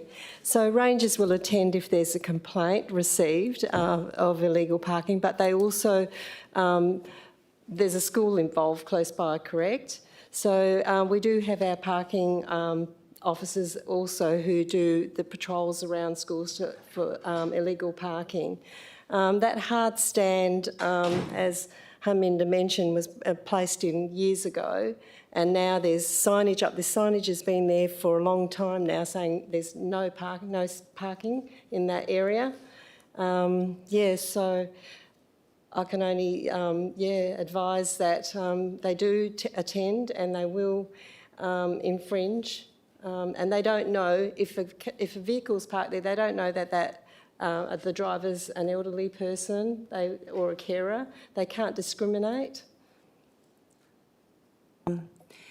Councillor Herridge? Thanks, Mayor. Just to put it out there, if anyone wants context, give me a call. I know this site really, really well, backwards and front. Quick question though, just to clarify for us, the issue is only a small minor issue of a large part of the day, is that correct? Mr. Singh? Yes, thank you, Mayor. The parking provisions are from 7:30 to 9 a.m. in the morning and 2:30 to 4 p.m. in the afternoon, on school days only. Councillor Coetzee. Thank you. If a vehicle parks there, is there any danger to anyone? Mr. Singh. Thank you, Mayor. The parking provisions were brought in there from road safety point of view, given the proximity to the school and movement of the school children in that area. And also, generally we get the complaints from the residents of parents dropping off and picking up children parking on the road verges and creating safety hazards on the road itself. That is mainly the reason, and most of parking provisions are installed to address those road safety issues and complaints from the residents who live in that street.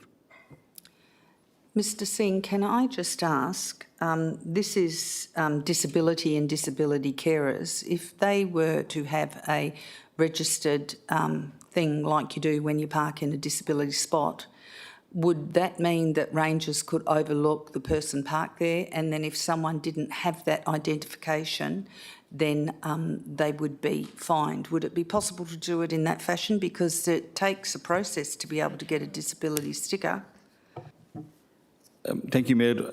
I think the way you explained, the understanding is that it may be the carer's vehicle which may have been infringed before, but in that case, carer won't have that sticker to start with, and also our rangers don't have discretion to differentiate between a particular type of vehicle.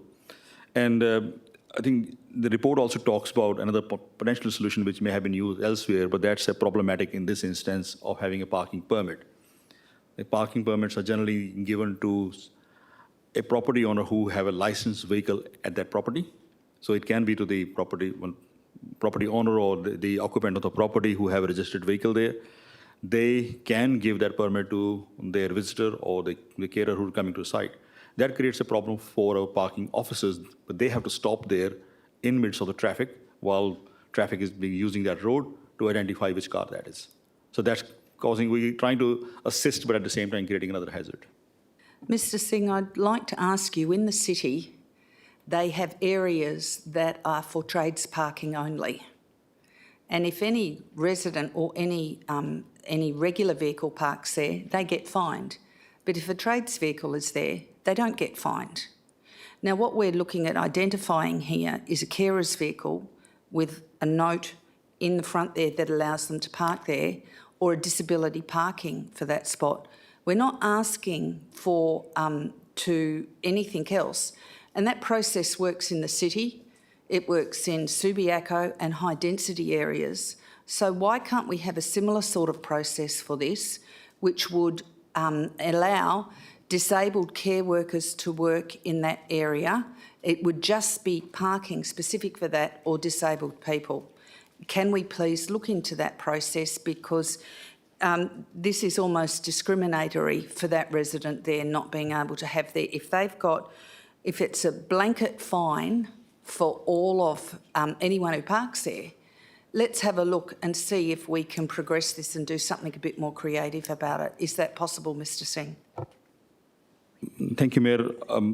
What I can do is reconsider that one and see if that's possible, and we consult with our ranger team again.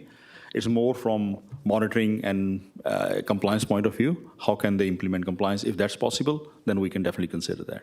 Thank you, Mr. Singh. Any other questions? Councillor Miles? Yeah, thank you, Mayor. My question was actually going to be, Mr. Singh, the complainant has suggested that their visitors received, they've had 2 fines.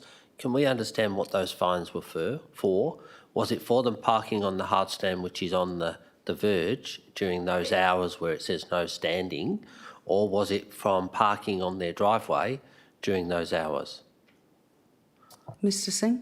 Yeah, thank you, Mayor. Our team has done the research this week on those. There are 2 infringements that were issued. One was in August 2023. The time was 8:28 a.m. So that was that particular time, and we understand that was for a carer vehicle who was attending to a family member being unwell. The second one was infringement issued in April 2024, which is this year. That was in the afternoon at 2:40 p.m. That was a tradesman's vehicle. But Mr. Singh, what was the fine issued for? Parking on the verge or parking on their driveway? Mr. Singh? Thank you, Mayor. That was for parking in the verge. And administration's saying that the hard stand is the verge. Is that correct? Mr. Singh? Yes, that's correct. Just to point out for council's attention, this property has got the street which they have hard stand is a secondary street for that dwelling. The primary street is Westport. The other street, which is Carlingford, I think it is, that is the street where it's a secondary street. So the whole verge is pretty much, they don't have setback there, and they have got a wall as well at that side.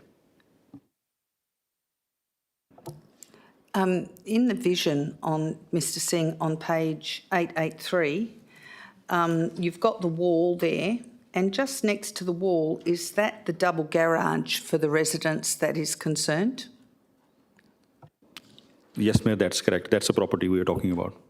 So that's the only driveway they've got other than the hard stand they've put next to it?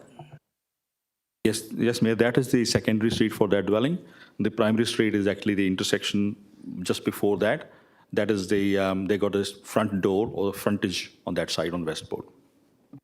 Does their frontage on Westport have a crossover driveway, Mr. Singh? No, that doesn't have, Mayor, the crossover. That I don't think that'll be that possible. The reason for that, the way dwelling is constructed, they may have a bit of a side yard towards the Carlingford, but that's close to the intersection, so there won't be a second driveway possible there. Thank you, Mr. Singh. Any other questions, councillors? Councillor Bedworth. Thank you, Mayor. Just for my own clarity, does the resident have a procession of carers, different ones that come each time, or do they generally have the same one? Mr. Singh? Yeah, thank you, Mayor. The petition doesn't state that. We are not aware of that particular circumstance. Councillor Bedworth. Thank you, Mayor. In which case could we potentially look into that, and if it is the same person, then pre-register a vehicle registration as part of the Mayor's request for a bit of lateral thinking on not issuing infringements? Mr. Singh?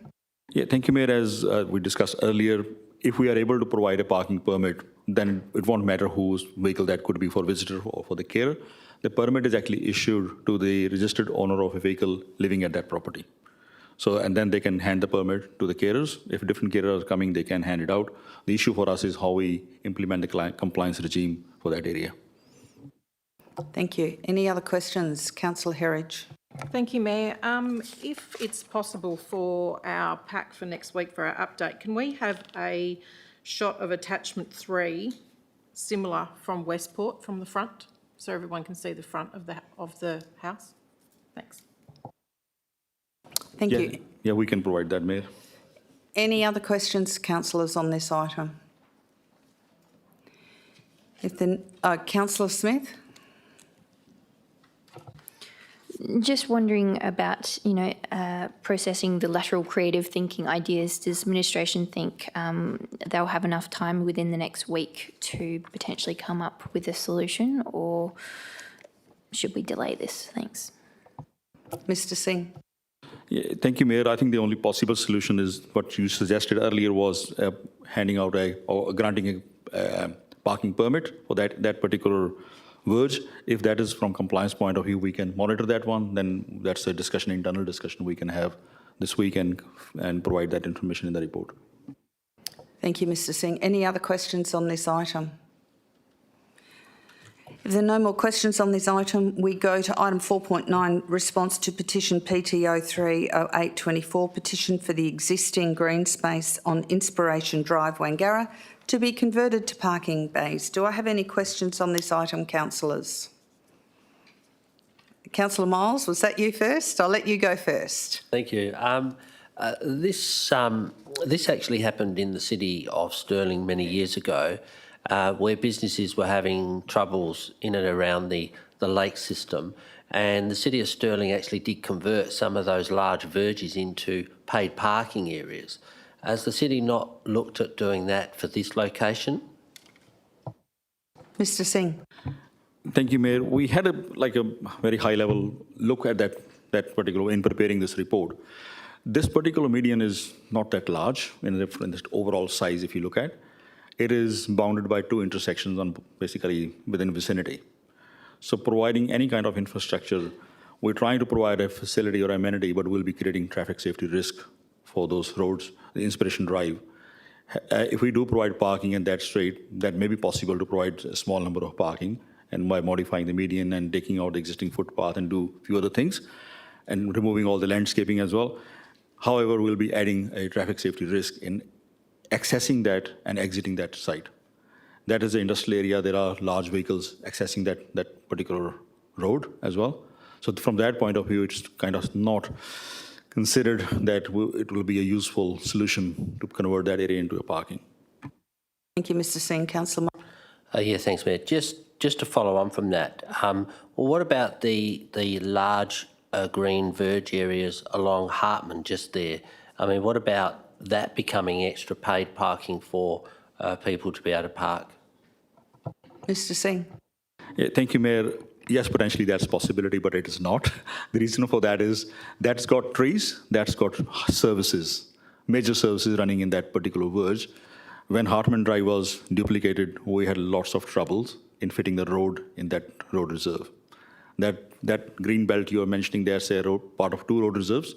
One is the internal sub-regional road and Hartman Drive, and the verge, the way it is panned out at the moment, it's quite steep in certain areas. So it's going to be very, very difficult without expending lots of money by modifying services first. Thank you, Mr. Singh. Councillor Herry. Thanks, Mayor. Just following on from Councillor Miles, I believe there's a black spot intersection not far from there. Would that implicate any of that question? Mr. Singh. Yeah, thank you, Mayor. That is a slightly different project. That is Hartman-Prindiville Drive intersection. That's the black spot project. We have resumed some land on the western corners of Prindiville Drive, both north and south. That will actually provide sufficient land to construct that intersection. Thank you. Reconstruct the intersection. Thank you, Mr. Singh. And Jordan, you've been so patient. Councillor Wright, next question. That's okay. Thank you, Mayor. Just in regards to parking, do we have a parking strategy for industrial areas, in particular Wangara, to identify things that Councillor Herridge and Councillor Miles were talking about just before, in regards to suitable spots, future parking projects, those sorts of things? Mr. Singh. Thank you, Mayor. I think Mr. Dixon has an answer for that, Mayor. Thank you, Mr. Singh. Mr. Dixon. Through you, Mayor. No, there isn't a parking strategy to address those areas that you've raised. Obviously, we've got parking standards that the city uses in terms of assessing any development proposals and providing a development application complies with the parking standards, then typically they get an approval. Thank you. Councillor Smith. Thank you, Mayor. Following on from what Mr. Dixon said, I note that there was 445 signatures on the petition, and I'm assuming they're business owners related or clients who've experienced problems with parking. And I note in the report the administration's comment is that each business is responsible for supplying sufficient parking. Is this indicating a greater problem that DAs are getting approved without sufficient parking? So can admin comment to, I guess, the problem that seems to be there? Thanks. Would that be Mr. Dixon? It would, thank you, Mayor. Look, parking standards are general. You'll always find instances where there's a particular popular facility, and that could change overnight if a facility closes down or a new facility opens. But they are to cater for in fact, an average amount of parking based on a particular land use. I'm comfortable. I don't think there's many examples that I'm aware of in the Wangara industrial estate other than this one that's been brought to our attention where there's particular parking issues that are being created that hasn't been addressed by the individual businesses. But I'm happy to do further investigation to see if there's any other examples where there's particular parking problems within that industrial estate. Thank you, Mr. Dixon. Councillor Wright. I've got an additional point that I guess I'll probably for the Director of Planning, but I'll leave that to you, Mayor. But just in regards to I guess, problem roads, and as Councillor Smith touched on, Wangara, there are multiple, or seem to be multiple problem areas, including my own car servicing place, Kia, where all the cars are parked out the front, and it's very hard with a lot of blind spots, and that's just one car yard, for example, but there are multiple. And then we had the issues that came to council 2 years ago around businesses putting their own bollards and picket fences up in Wangara. So there seems to be a much larger issue that needs to be addressed. So I'm just trying to, I guess, get some clarification whether the administration is open to developing a long-term parking strategy that we can identify methods and identify those problem areas. Because I understand through the DA process, you know, it meets the minimum requirements, all that side of things. But in terms of the city identifying areas for additional parking, because the area changes and grows over time, so from when things are approved. Mr. Dixon. Through you, ma'am, I'm happy to give that matter further consideration. Although I will point out that often, you know, if you take the example of the car yards themselves, they create their own issues in having more vehicles parked within there, and then have issues with operational requirements as, you know, cars are brought in for servicing and so on. So there are means through compliance that the city can seek to look at addressing any inappropriate parking. Having said that, if there are particular issues that council's concerned about, I'm happy to consider that with our Assets Directorate to see if there are opportunities for further parking provision within the industrial area. Thank you, Mr. Dixon. Are there any more questions on item 4.9? Councillor Miles. Yeah, thank you. Just going on from the last comments of Mr. Dixon, I don't think council's wanting further parking measures of no parking and that. I believe we should be accommodating, as Councillor Wright was saying, the changes in what's happening in Wangara. It's more a retail area now. It's not a factory component where you go in and buy your welded gates and that. It's all retail shops predominantly, and also along the back here, Inspiration and that. So I would like administration to have a serious look at possibly, Mr. CEO, to have a possible look at opportunities for us to help service our business ratepayers by providing better parking facilities And even if that means having a payment system in that area, similar to what City of Stirling had to do to accommodate their business development within that area, and as a bonus in and around the Herdsman area, larger companies now are actually knocking over those smaller factory units and building multi-storey units like MinRes and the like. So that's what I would like to see happen, but we need to accommodate that through a proper, appropriate parking. So thank you, CEO, for writing it down. Thank you. And Councillor Herridge. Thank you, Mayor. I really hadn't planned on saying much this evening, but I've taken some of the floor. I'm going to try and not enter debate, but can I possibly request a copy, if we're allowed to have a copy on the hub of the actual petition? From what I understand, this isn't actually the real issue in that particular site. Whether you can correct me if I'm wrong, and confirm, I believe they're taking an opportunity of the water pipeline, the extension coming from Ellenbrook through Nangara, to actually use that as an opportunity to actually get some more parking for that area. And a three-part question. Directly opposite there's a number of little spots. Could you confirm that we may be able to go back with them and actually talk to them about their crossover size and whether that is actually enough for them, being that Councillor Miles has just brought up the fact that some of these things have changed over time, whether the strata management of those units can actually, we can chat with them and collaborate together and see if what they have is adequate and whether we can help them with that. Mr. Singh. Yeah, thank you, Mayor. Addressing the first point, we did place copies of all three petitions which are under discussion today on Hub this afternoon. All three are available for council members to read. That particular property on the northern side of Inspiration Drive at that particular location, just looking at the aerial photographs and our traffic team visiting the site, we have a view that the size of vehicle using that particular property, the driveway should be more wider. But obviously, when they got the development approval, it was considered adequate based on what they would have put in the application.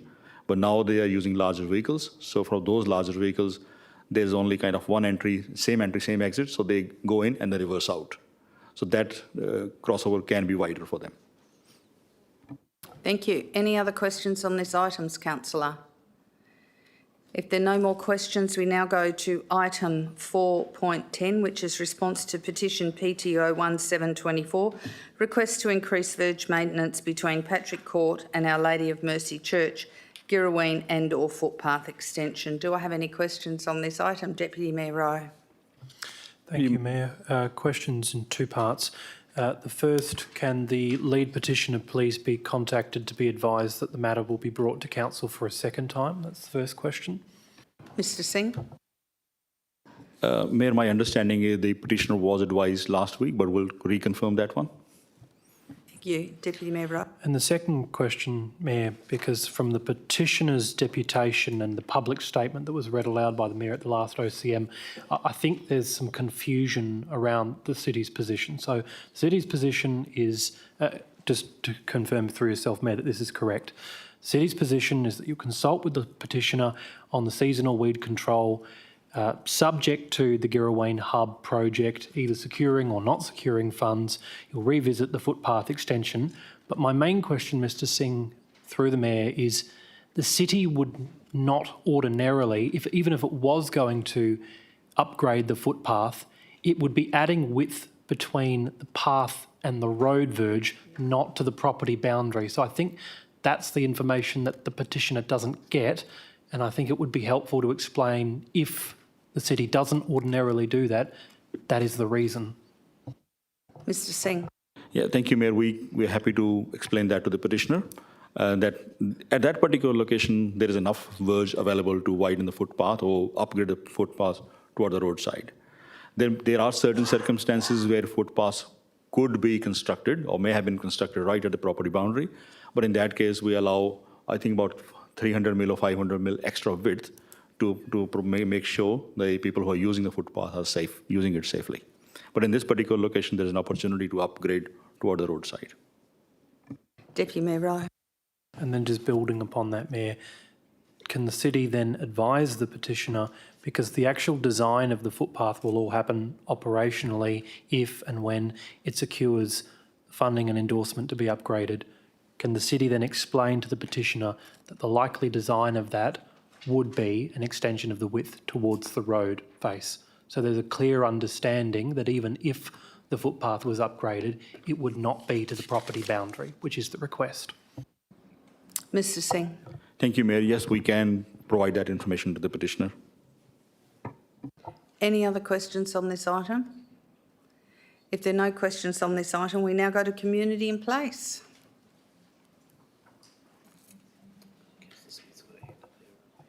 Oh, Councillor Smith, do you have a question on the previous item or a declaration? Go ahead. Declaration, thank you.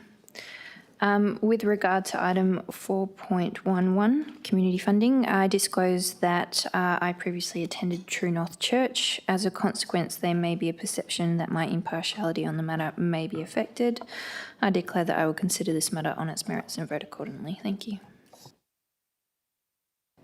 Thank you. Deputy Mayor Rowe. I'll foreshadow a similar declaration for next week, Mayor, as I'm a member of the Girrawayne Lions Club. Thank you.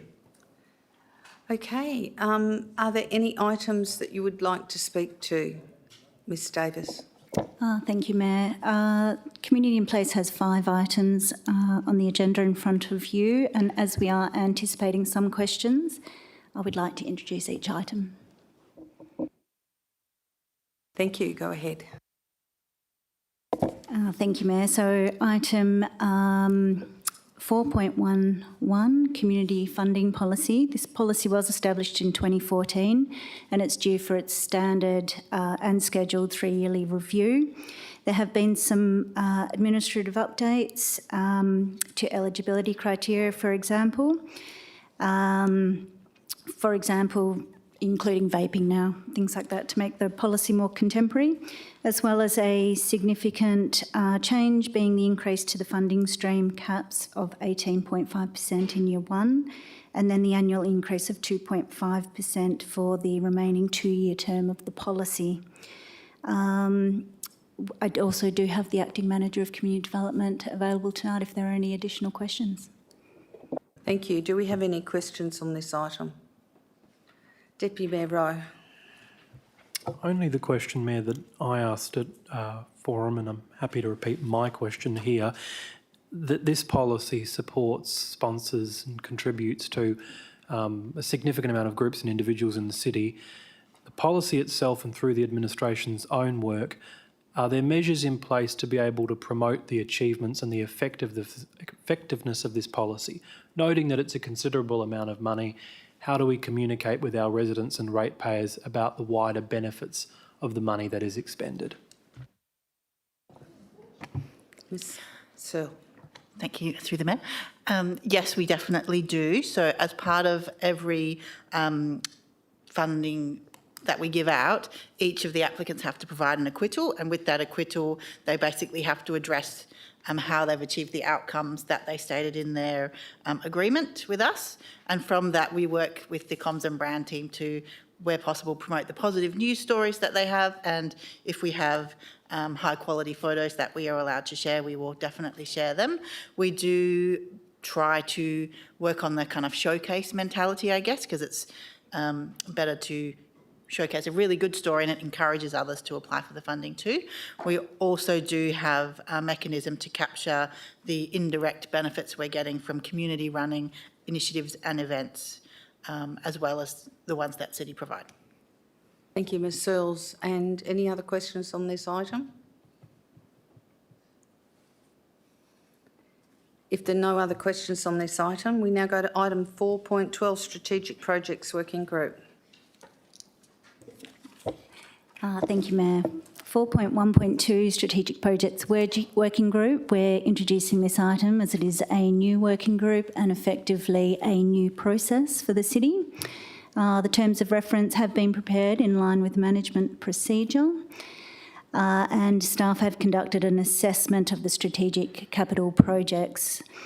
That has helped to develop the eligibility criteria that you find on page 932 of your report, as well as page 936 in the terms of reference.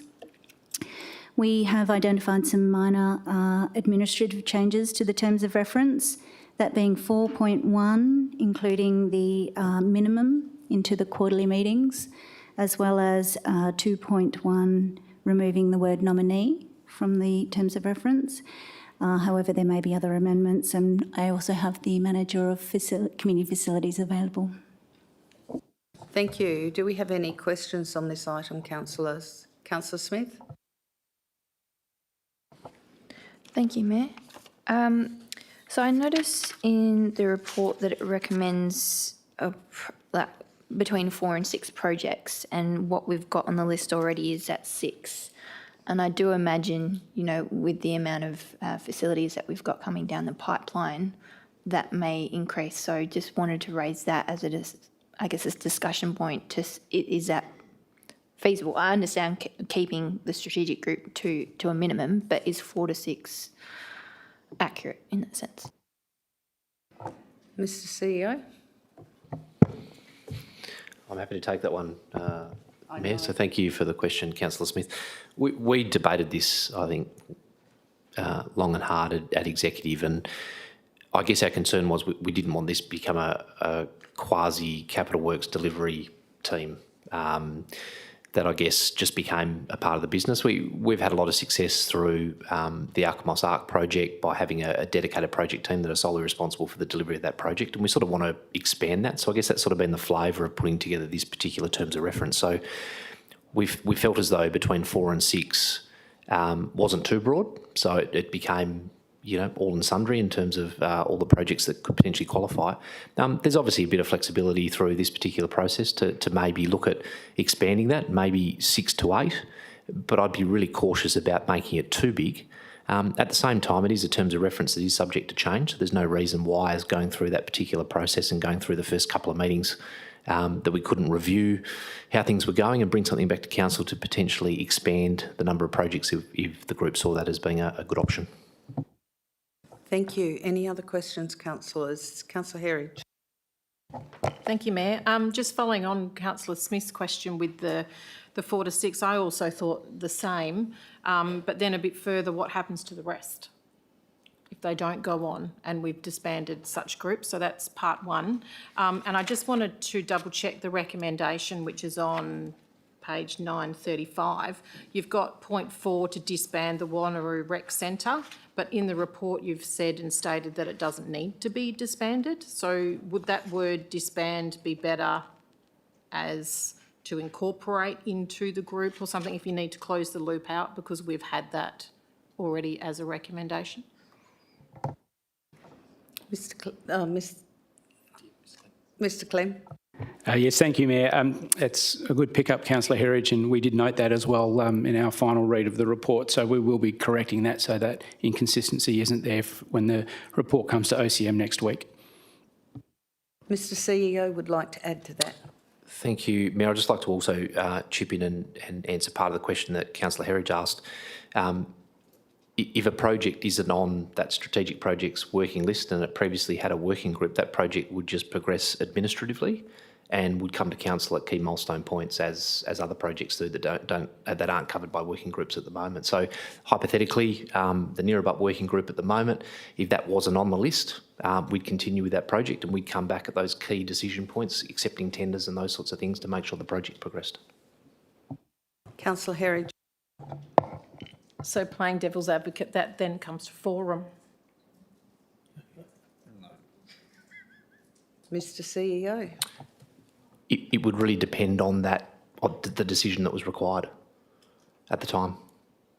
So we wouldn't necessarily bring every single decision on a project. So say, for example, it was a tender or something like that typically would come to council directly. So it would really depend on the decision gate that was required at the time. Any other questions, councillors? Councillor Wright. Thank you, Mayor. I'm just wanting some clarification from the administration in regards to the recommendation. Obviously, the current recommendation, points 3 and 4, is obviously to disband the two groups. However, in the introduction, or in the administration's report, as well as the background, Council endorsed to direct the administration to consider that these working groups be integrated. And administration has provided comment that obviously Neerabup meets that threshold. I can understand about the Quinns Rocks one, but why that Neerabup group wouldn't be in the recommendation?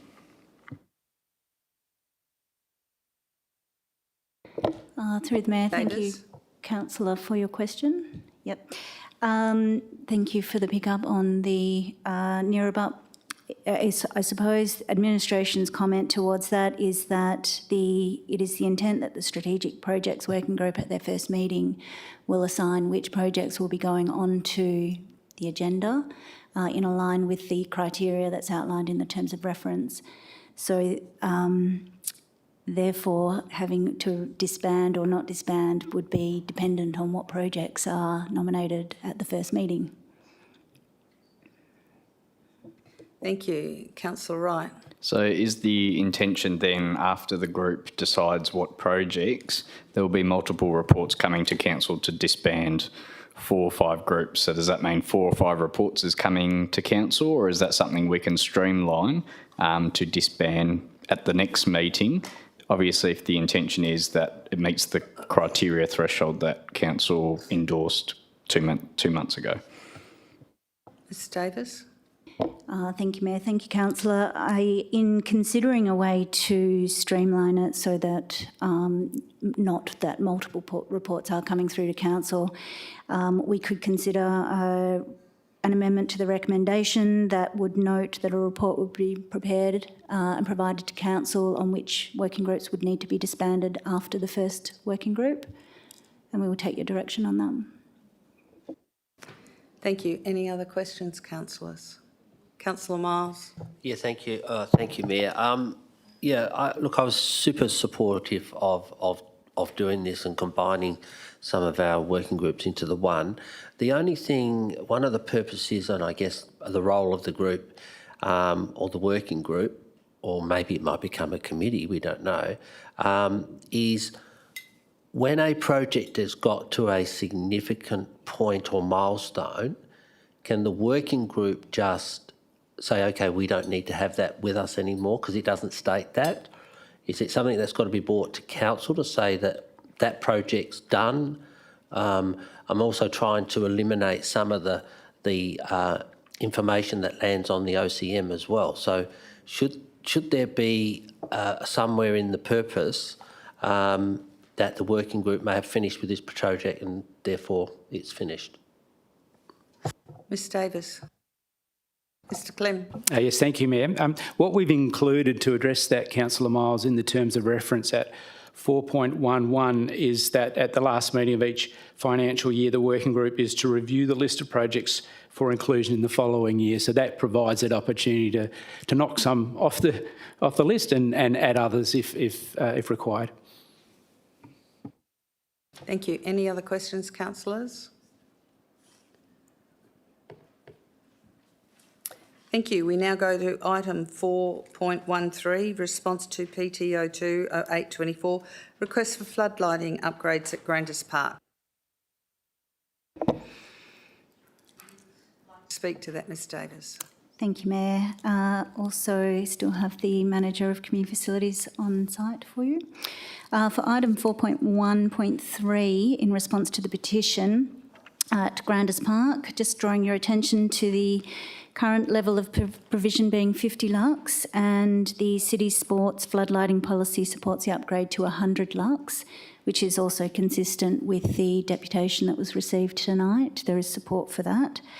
You would also have picked up from the deputation that works are scheduled for detailed design in the next financial year, being 25-26, and construction in 26-27, which was what the deputation was requesting that councils reconsiders.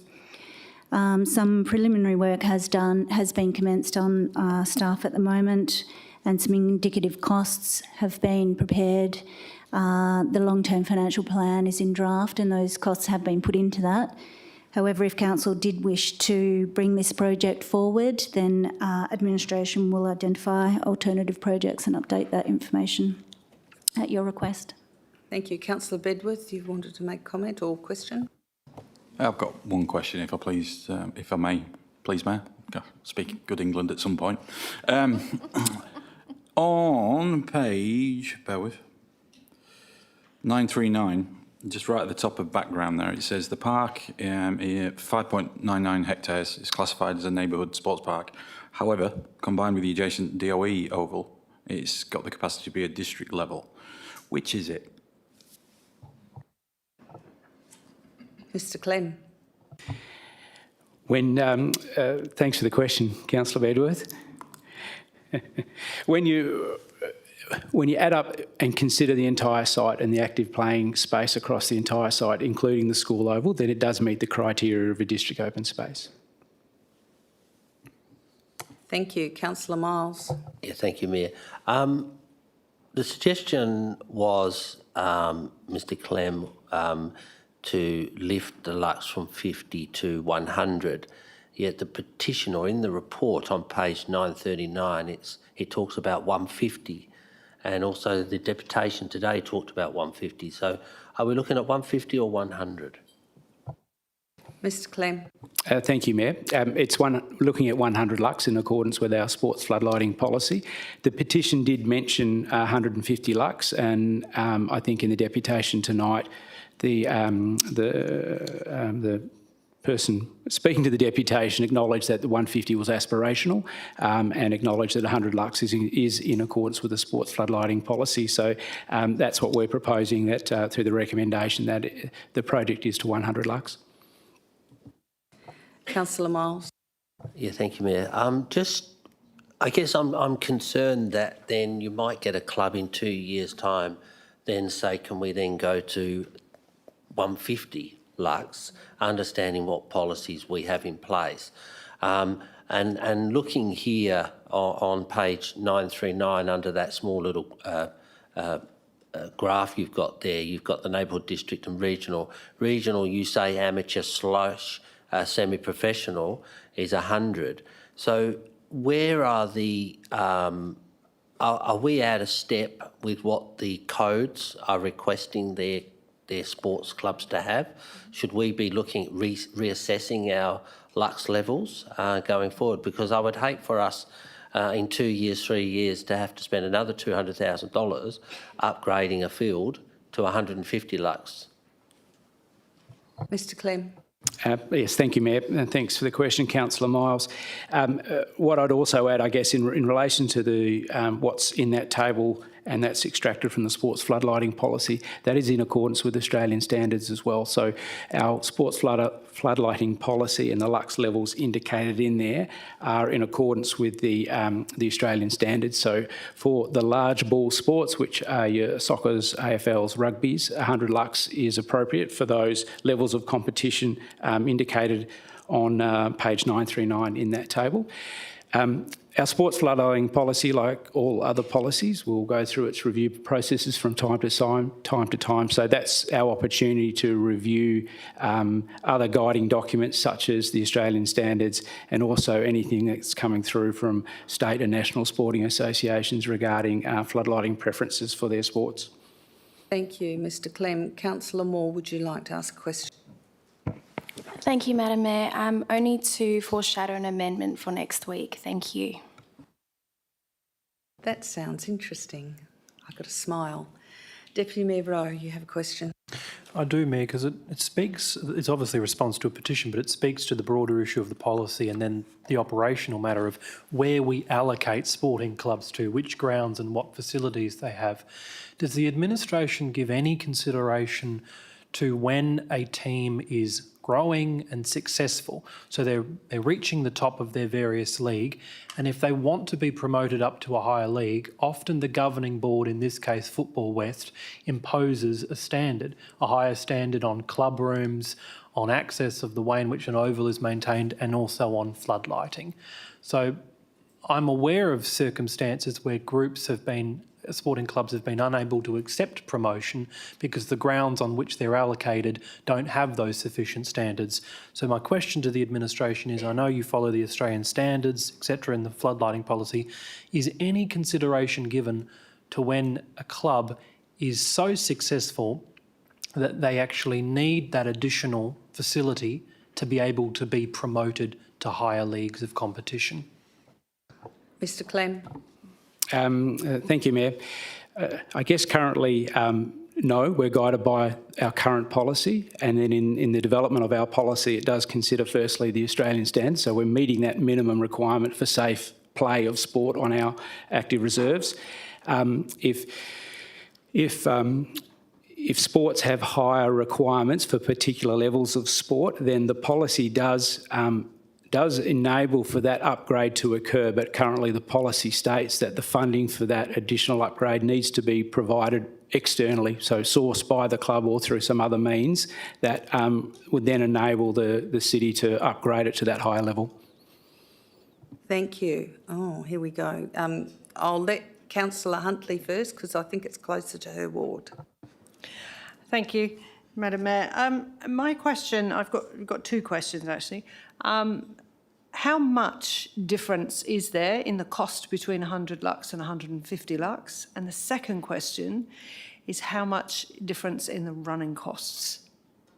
And if you could supply that for next week, because if it's next to nothing, perhaps we should review this policy. Mr Clem. Thank you, Mayor.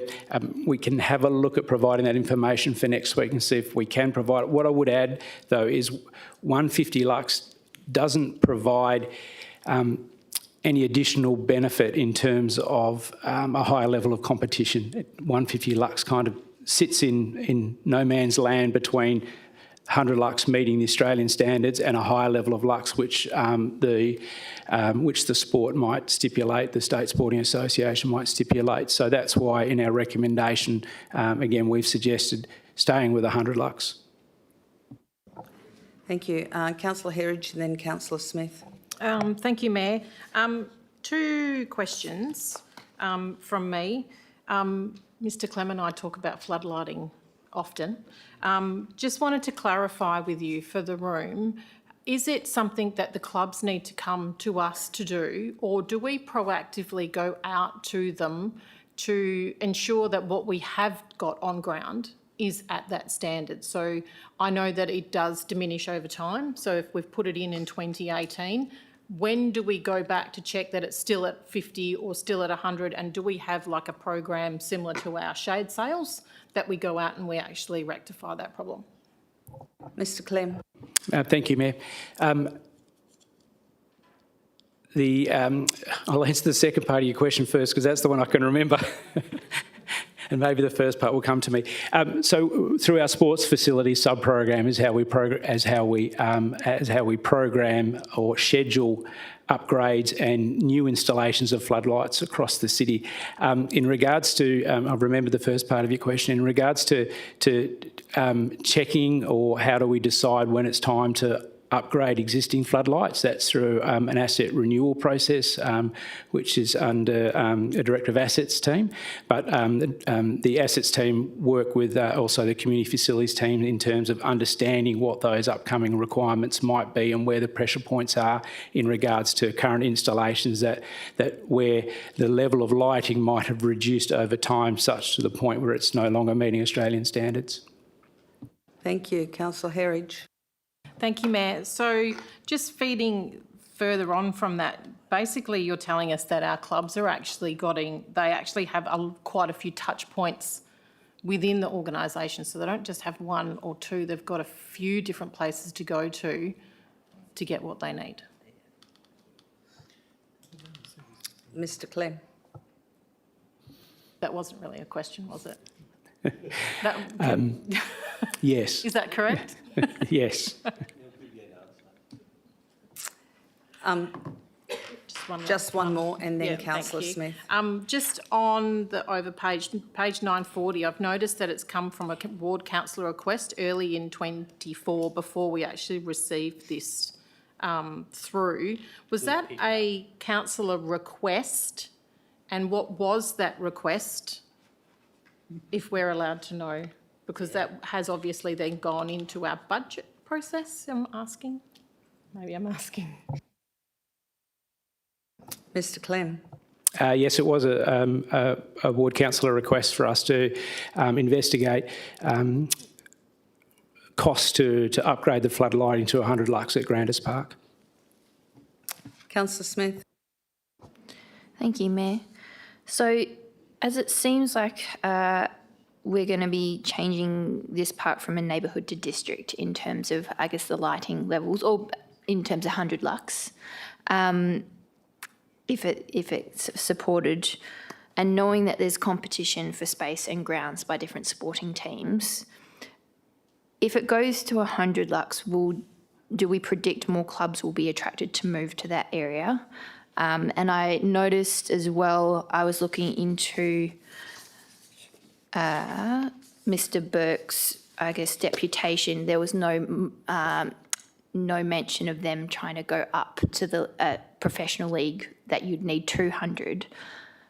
But once again, if more teams will be attracted by 100 lux, can we investigate if any of those clubs have professional teams that 200 lux might be more suitable to actually utilise that land better? Mr Clem. Thank you, Mayor. We don't really anticipate that increasing the floodlights to 100 lux at Grandis Park is going to necessarily attract new clubs or clubs from other districts to move to that location. I just have a question. That location, I understood, is fully booked by the Shamrocks Club. Is that correct? Thank you, Mayor. Yes, certainly as a winter user, that site is extensively used by Shamrock Rovers. They have both seniors and juniors, so they're a large club, and they're the predominant user group, particularly through the winter season. There is some minor summer use, and also being a shared use site with the school, there's some school use as well. Thank you. Councillor Smith. Thank you, Mayor. Going to the deputation, there was a mention of the quality of the current 50 lux maybe not being up to scratch of 50 and it impacting the All Abilities team. Are we able to get that looked at if we're going to not do it sooner that they're requesting? And also, could I get admin to comment about their request to have it done sooner than what the recommendation is proposing? Thanks. Mr Clem. Thank you, Mayor. I can take on notice the first part of that to see if we've done a recent Lux audit of the site to see where that puts the current readings for Grandis Park. And yes, we can add a comment for next week's report on the request via the deputation to bring that forward. Thank you. Any other questions on this item, councillors? Deputy Mayor Rowe. Just building on my other one, for the context of the report next week, it might help to know the league in which this club participates and what the requirements are. My understanding, as someone who follows the league, is that they're currently in League 2, and to get to a stage that it's competitive, they would have to be promoted twice over consecutive years to have an additional floodlighting requirement imposed on them. So that information might help in terms of the decision-making process if it could be provided, Mayor. Thank you. Any other questions on this item, councillors? If there are no other questions, we now go to item 4.14, response to PTO 2424, illegal off-road activity in Two Rocks. And Ms Greer, thank you. I might just introduce that item as well for you. Thanks, Mayor. Item 4.1.4. And we do have the Acting Manager of Community Safety Emergency Management to answer your questions, as I do understand that this item has a long history of 15 years with Council, so I'll be limited to how much I can provide in context to that. The report clearly outlines the enforcement from both the city as well as WAPO, and outlines that discussions are continuing together with the united approach with WAPO to address and alleviate the issues as much as possible with the Coastal Ranger program and drones, particularly for the coming season. Thank you. It feels a little bit like Groundhog Day, may I say. Ms Greer, would you like to speak first, and then I'll get Councillor Coetzee to ask a question. Thanks, Mayor.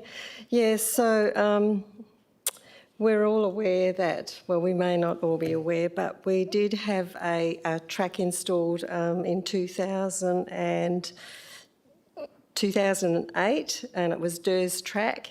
So this was constructed through, at the time, it was through the private land. TOCU owned the land at the time, and we had a temporary revocable easement that was created.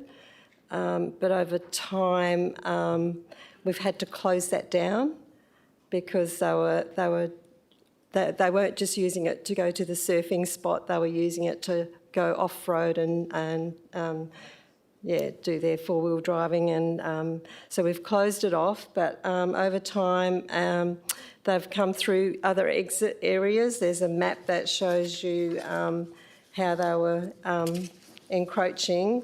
And the residents now have complained because they're coming through all these different locations. One location's from Resolute Drive, one's from Lisford, and then further down Dame Patty. And it's those houses along there that I understand that are complaining about the noise, the lights at night, and I think they're doing illegal activities, drugs and stuff like that. So all we can do is, the land is private land, so we can't, the rangers aren't able to do any enforcement on the private land. They can only do enforcement along the foreshore area. So we can, if they're on the foreshore area and we catch them in the act, we can infringe them. But we can just work with police and use drones and help the police, because they would have access to enforcement on that private land. The land now is owned by Capricorn Investment Group, and we can discuss how we can work with the Capricorn Investment Group and see if they can help us in any way to try and eliminate the activity. Thank you. Councillor Coetzee. Thank you. I've got a couple of questions. The first one is on page 946. The City and the WA Police are currently making future arrangements for these operations to take place throughout the 2024-25 summer period. 4x4ing is, in my view, not a summer sport. It's a year-round sport, especially for the young generation. For the families, I would see it more as a summer thing, but for the younger generation, whenever they can get out there, they are out. So why is it only in the summer time? Mayor, I'll answer that. So I think because in the summertime we have coastal rangers, and the coastal rangers can help be there. Their presence can be there all the time. Well, not 24 hours a day, but during the working hours. And otherwise it just takes all the other rangers off their normal duties to keep, acknowledging these complaints that are coming in. We can work with the police, and it's really the police matter when they're in that area that's abutting those houses. It's only the foreshore that we can really manage. I know that does. Councillor Coetzee, you have another question? I do. I've spoken to many of these youngsters because I've got actually two youngsters who luckily don't have 4x4s, but they've got friends with 4x4s and they do go there. The one question I asked them is, why do you go there? And the main answer was basically, there's no signs. We can go wherever we want to. So my main question there is, I know it's private owned land. Can we, and this is another question, when are we having the meeting with the landowner to find out if we can maybe put signs deeper into that dunes area and a lot of signage on the outside? Yeah, Ms. Greer? Yes, thank you, Mayor. We will definitely be speaking with the landowners, and part of this report, it does state that we're going to look for install signage, but we need their approval if it's going on their property. And yeah, we can put signage up there, trying to deter them from doing this illegal activity. If they went further up north towards Gingin, they're allowed to do four-wheel driving up there, but they just seem to, no matter over the time, and I know Haminda can actually support me with this. We've had boulders put in place and all sorts of deterrents, but yeah, they just seem to be able to get around. Do you have another question? I do, Councillor and a couple more. Have anybody been fined before? Ms. Greer? I'd have to take that on notice. I know in the past we would have. It would have been years ago, but it would have been mainly along the foreshore area. Wouldn't have been on that private land. Councillor Coetzee?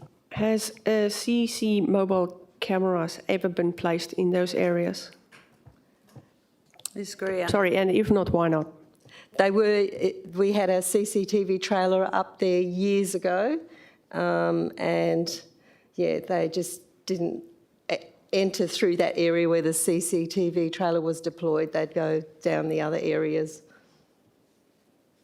Councillor Coetzee? I've got one more.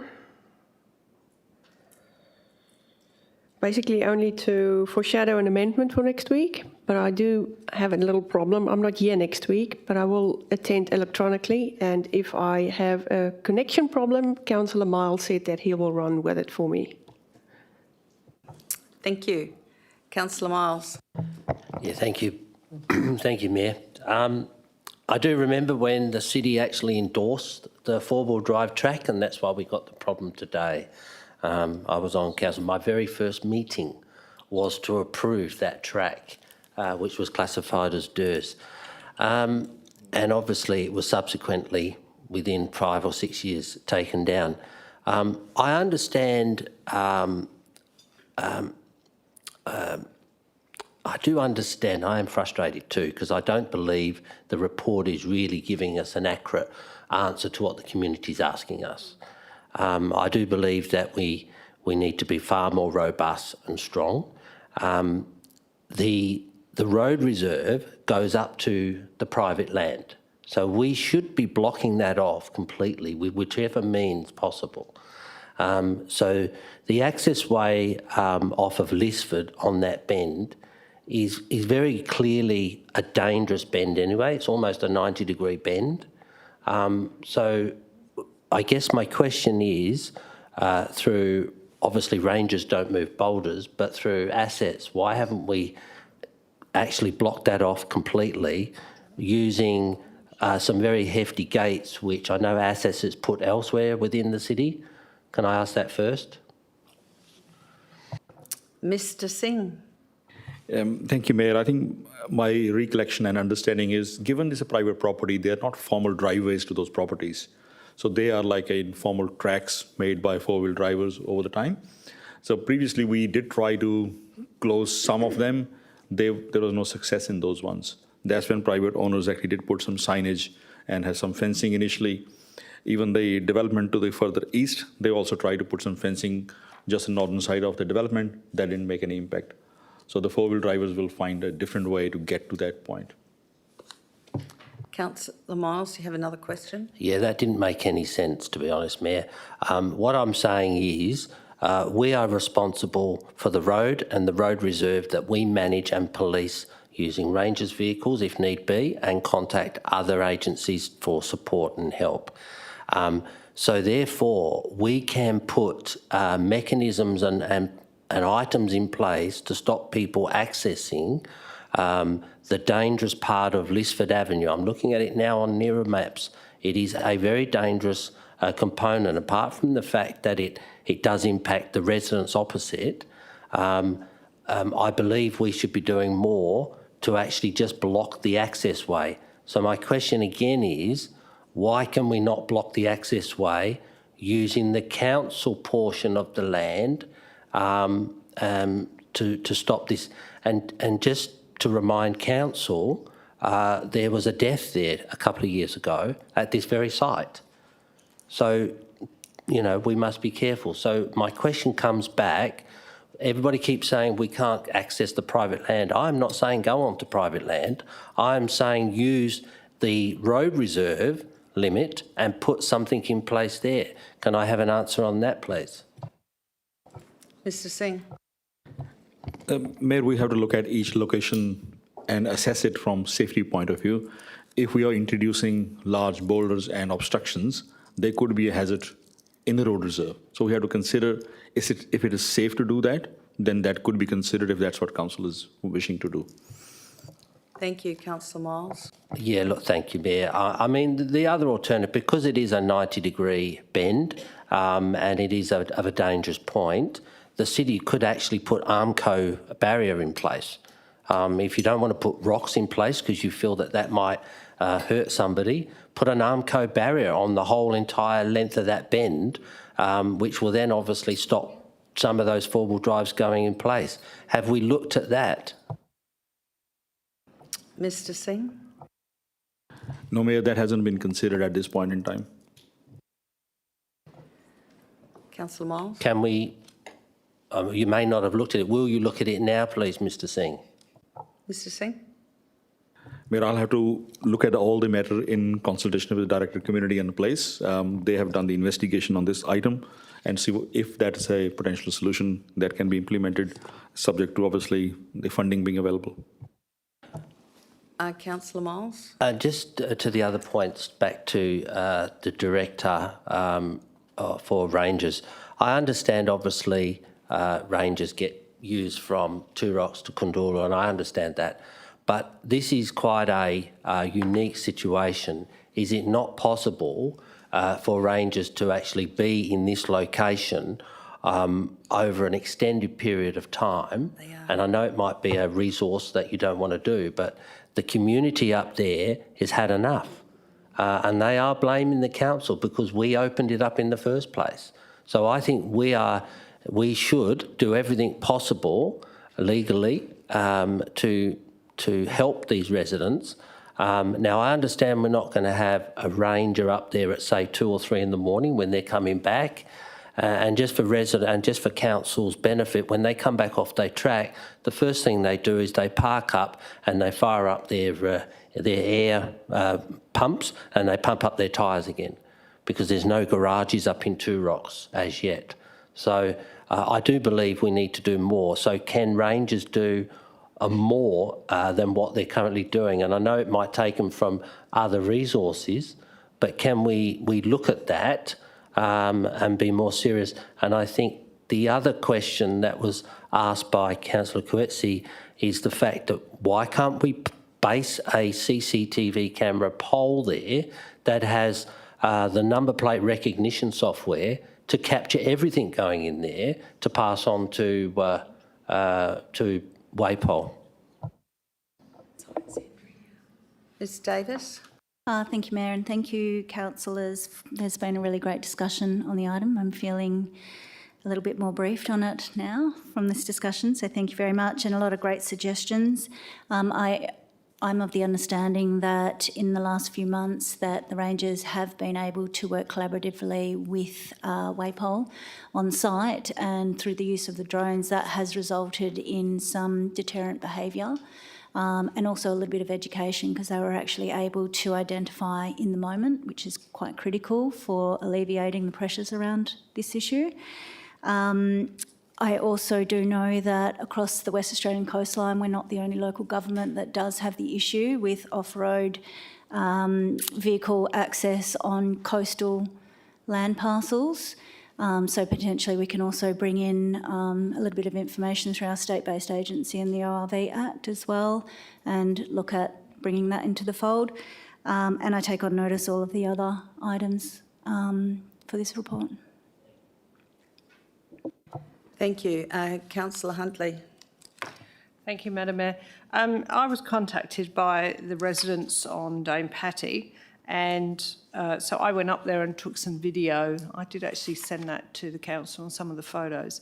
And it is a real issue, those 4x4s hair down Dame. They come straight off the illegal road that they've made themselves, turn left and go down to the school, and that's where they pump up all their tyres, actually in the school car park area. So there needs to be, now there was a gate, so the developer had obviously put up a gate, but it was not substantial, and of course the 4x4s just drove straight through the gate. The gate's all bent and twisted, and actually to the side, it just was not good enough. There were some rocks, but the rocks were so small, they're 4x4s. So they just drove straight over the top, and in failing that, the rocks started to break up, and so they got out and they moved them. So ultimately, the rocks were not sufficient, and that's the biggest problem. There's so much of that area that's open that if you close one bit, they make another bit. But there is some substantial rocks where the school is, so they can't get in there. So it just really needs someone to go up there. You can block it off. It's going to be easy. And again, if you use Councillor Miles's suggestion that you do actually put a nice metal strip right the way along that road, that will just sort it. It's just the residential areas. I don't think, at the end of the day, there's access through Gingin.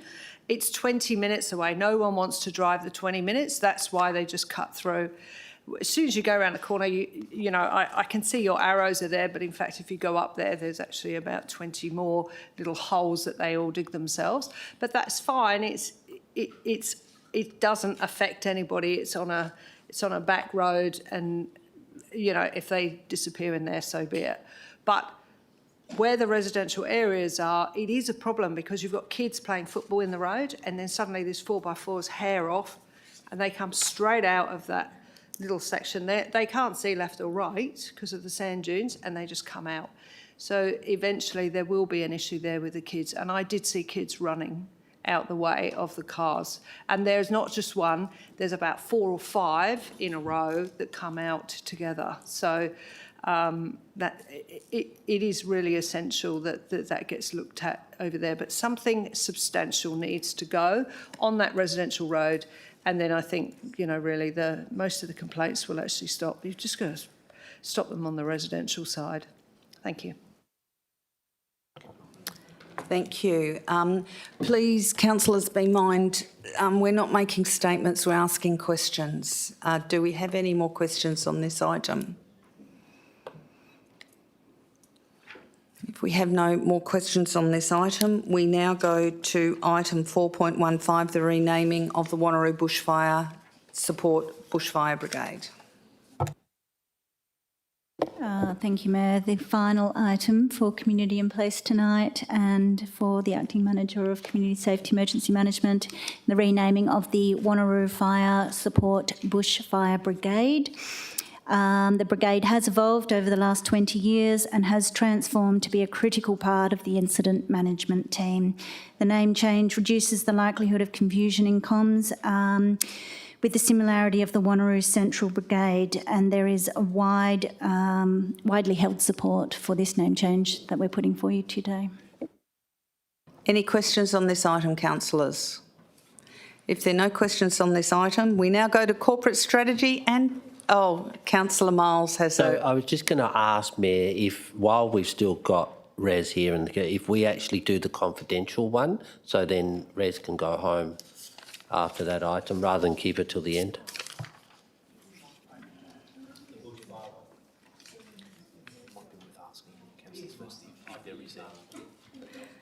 Are there any questions on that bushfire law local undertakings? Okay, we'll go behind closed doors.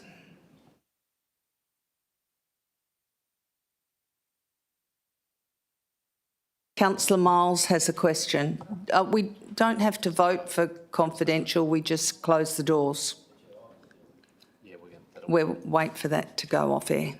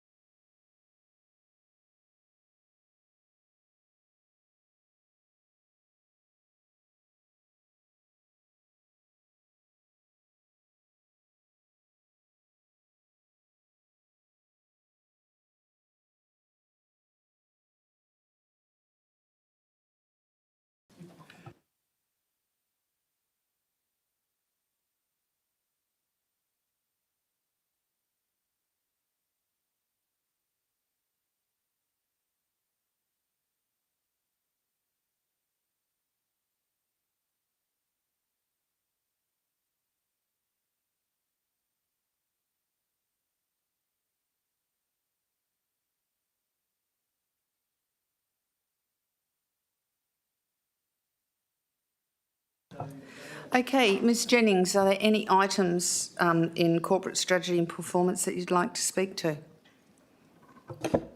Thank you, Mayor. I would just like to talk to the financial activity statement for period ended 31st of August. So that's item 4.16, if I may. Head, Ms Jennings. Thank you. I just wanted to highlight to the council there are changes in the excuse me, some funding for some projects, and so that means there's an absolute majority decision in the actual recommendation. And also, the information on those start on page 969 of the agenda. There's also two others that we'll be adding for the papers for next week. So, excuse me, both of those are renew path lighting projects. One is in Brampton Park and one is in Lighthouse Park in Mindarie.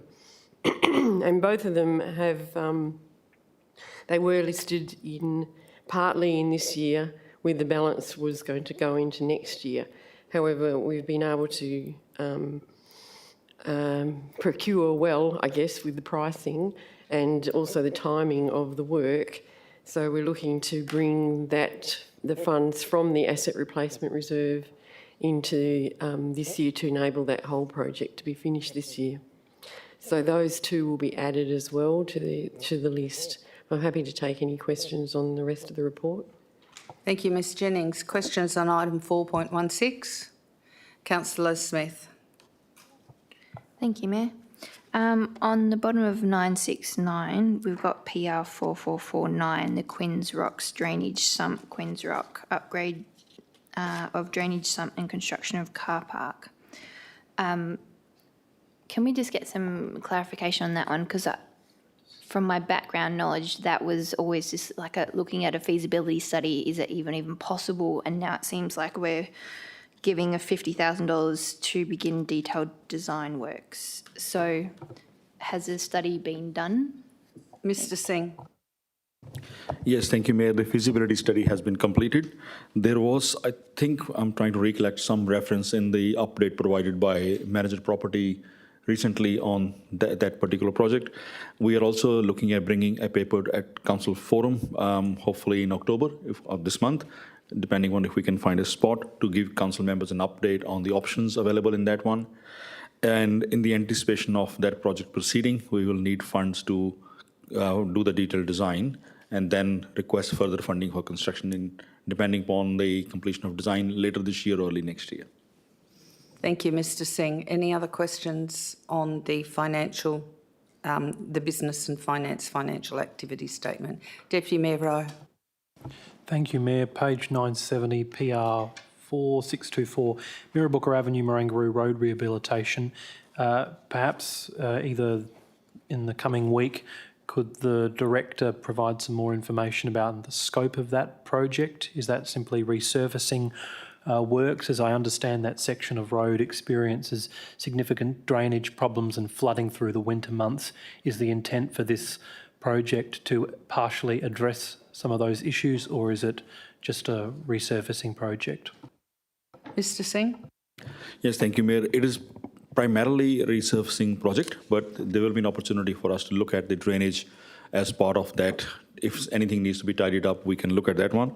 This is the project come about, given it was a reserve project from Main Road's list of projects. So they have approached us and there's some surplus funding become available, which we have opted to get in, but that's requiring council contribution coming from existing funding sources to get this project done this year.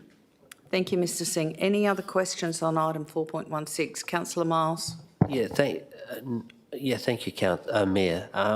My question to Director Jennings, I was just looking through, when a project has been finalised by assets and there's funding left over, do we see that in any, is there a reserve that you plonk that back into so we can see that as councillors?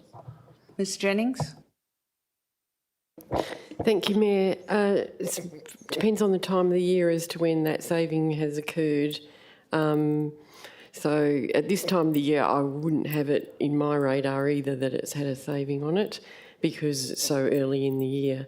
But we generally do some reviews, particularly mid-year and the end of the year, and so that's the times we'll pick the savings up and put them into the reserve. Thank you. Any other questions, councillors? Councillor Miles. I guess the question is, does it go back into asset reserve, or have you got somewhere else that those savings go into after the project's finalised? Ms Jennings.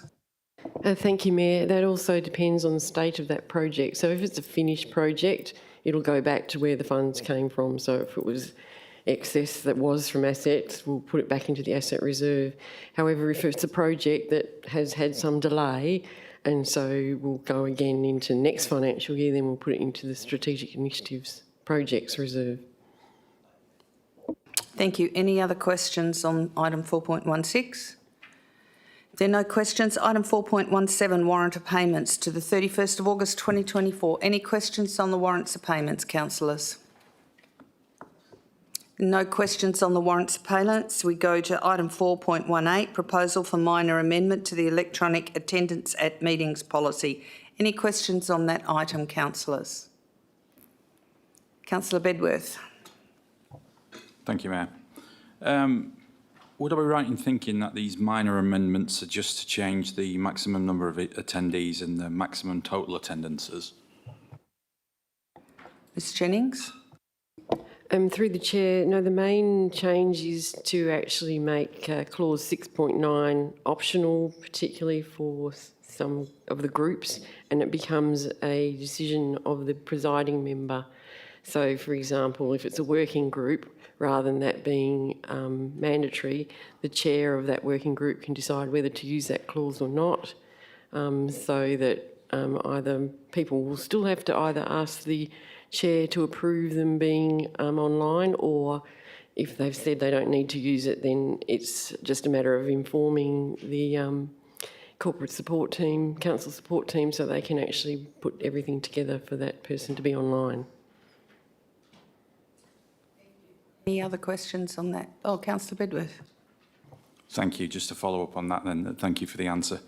Given that it says that the in consideration of everything you just said, but those group meetings will still be subject to the provisions of this policy, that in 6.5 it states certain circumstances under subclause D where it will not be supported for people to be able to attend electronically, and that I know from personal experience that some of the reasons I can't attend electronically is because I am actually in transit.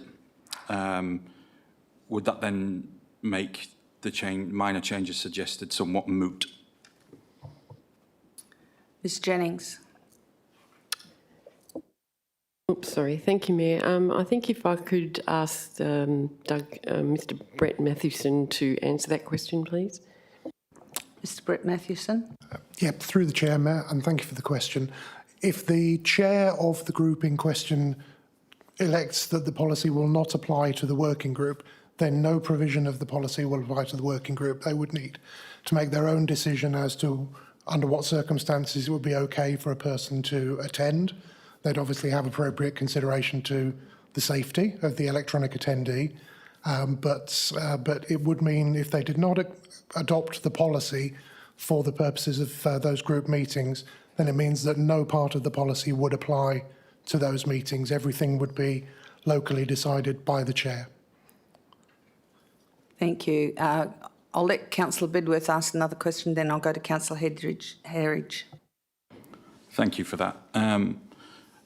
And thank you for the answer. I'm struggling to see where it says that, though. How I'm reading this is that the chair can implement the policy, in which case requests to attend group meetings and other meetings by electronic means will be subject to all of the provisions of this policy, with the exception of 1 and 2, which relates to maximum number of attendees per meeting and maximum total attendances.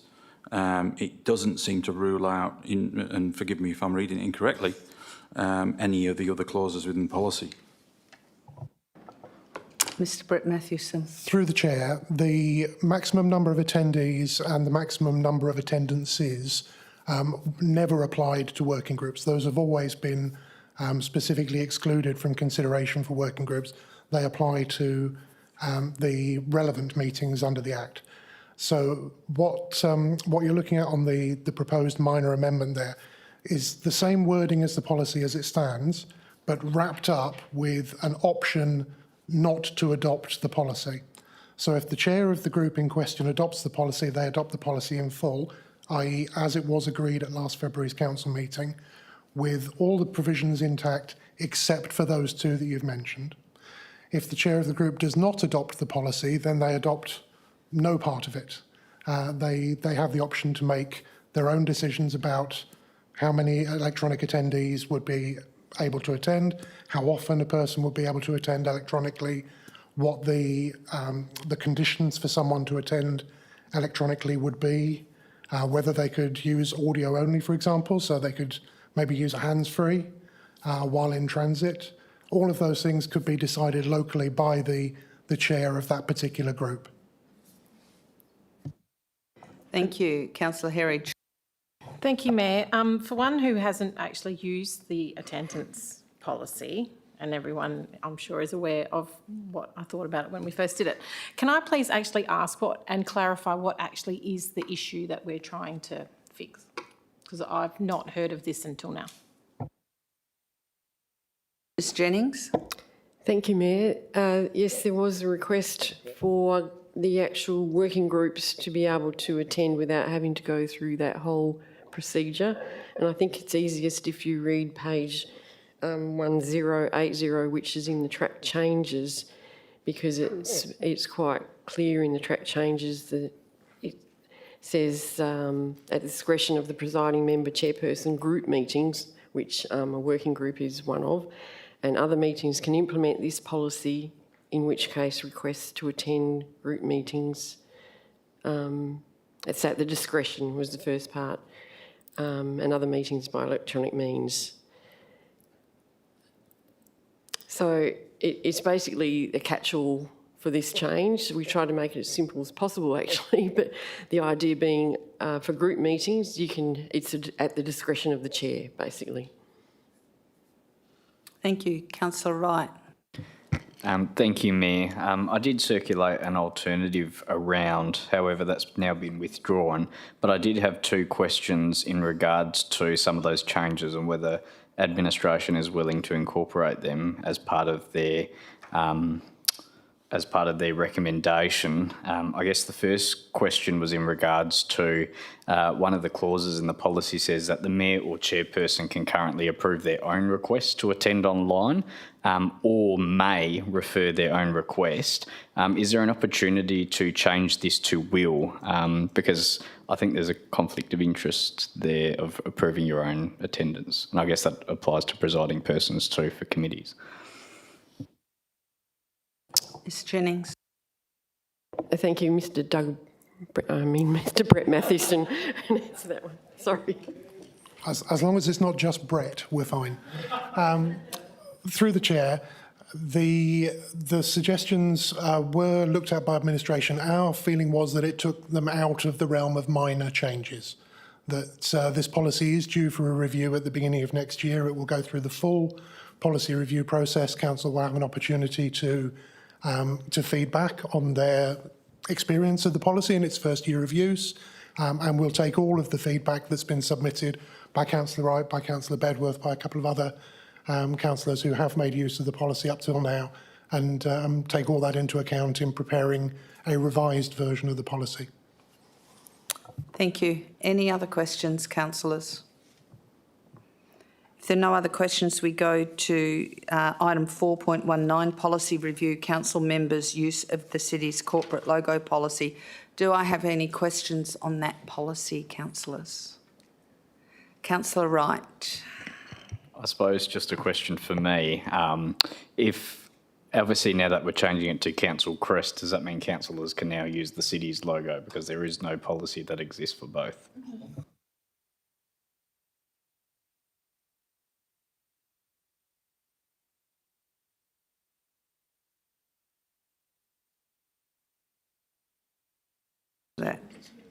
Ms Jennings. Oh.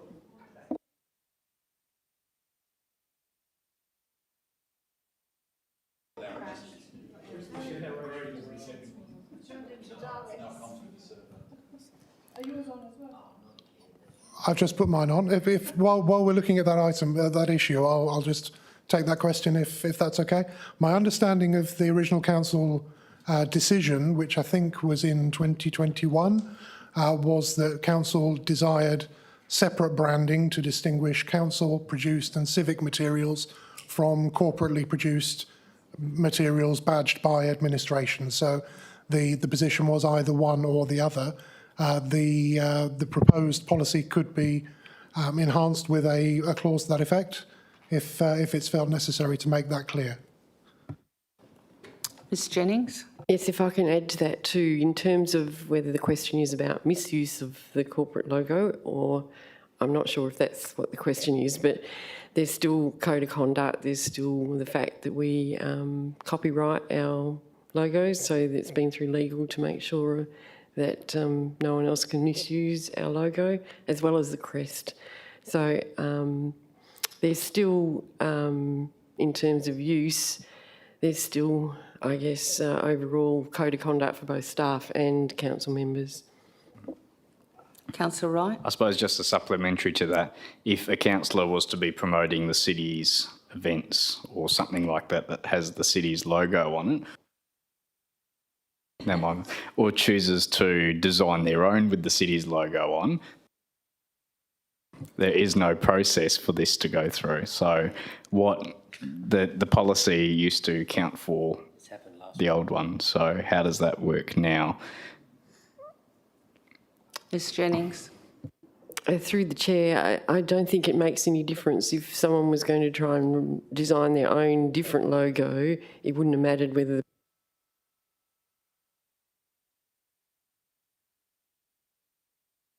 yes or not, it's the same.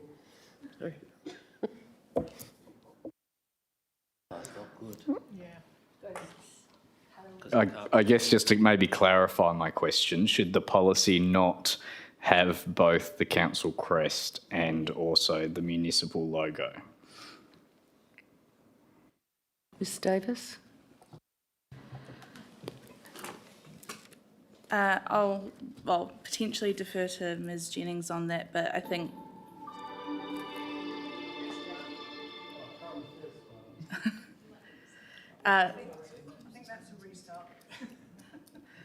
so governance and legal, we hadn't reviewed it against that. Let me rephrase, sorry. So we received this draft policy quite recently, so I don't know if, and I will defer to Ms Jennings and Mr Brett Matthewson on that. We hadn't had the opportunity to consider those matters before this came forward, so. Ms Jennings? Thank you, Mayor. The policy originally was about the council members' use of the logo, and now it's about the council members' use of the crest. So it's very specific. It's about what the council members can use it for and when it's used. So that's really what it's about. If you're thinking there might need to be a different policy again for not only council members but staff, etc. as well, then I think it's better off creating a different one. I think, Ms Jennings, the issue is that we've had times in past where the council logo has been misused in councillors' personal advertising, and it was the kangaroo paw.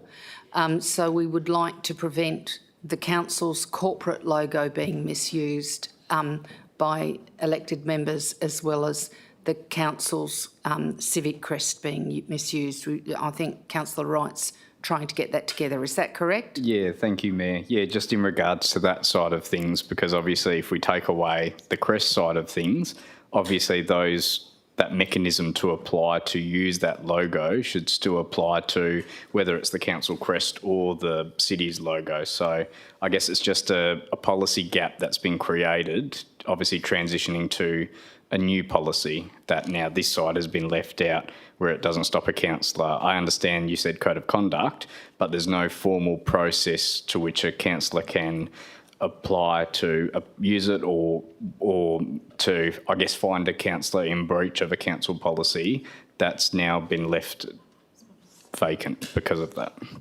In addition to that, I think it's about protecting our brand as well, so that, and it's putting a policy in place so employees or elected members cannot abuse the brand or misuse the brand. Ms Jennings? Yes, Mayor, that's precisely why the legal team have actually copyrighted all of those, so that there can't be that sort of misuse.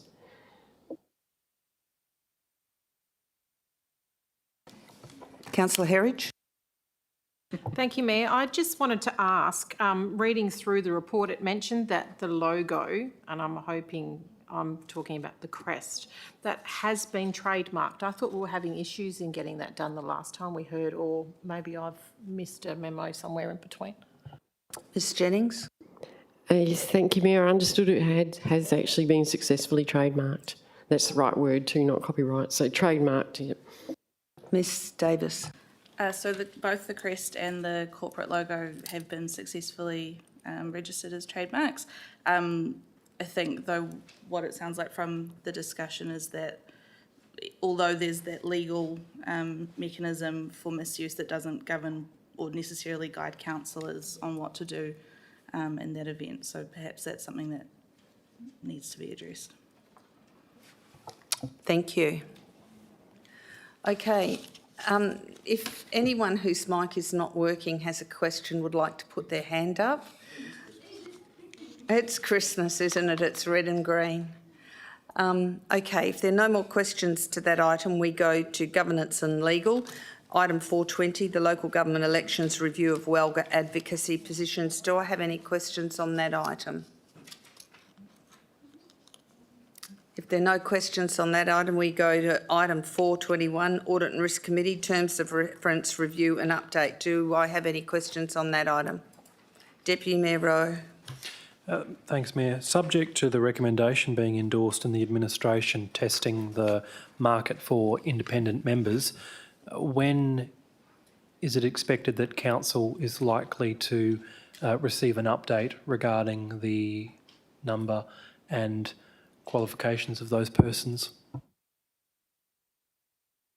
Mr CEO. I'd probably have to take that on notice, Deputy Mayor, and come back to you. I don't have those details on me at the moment.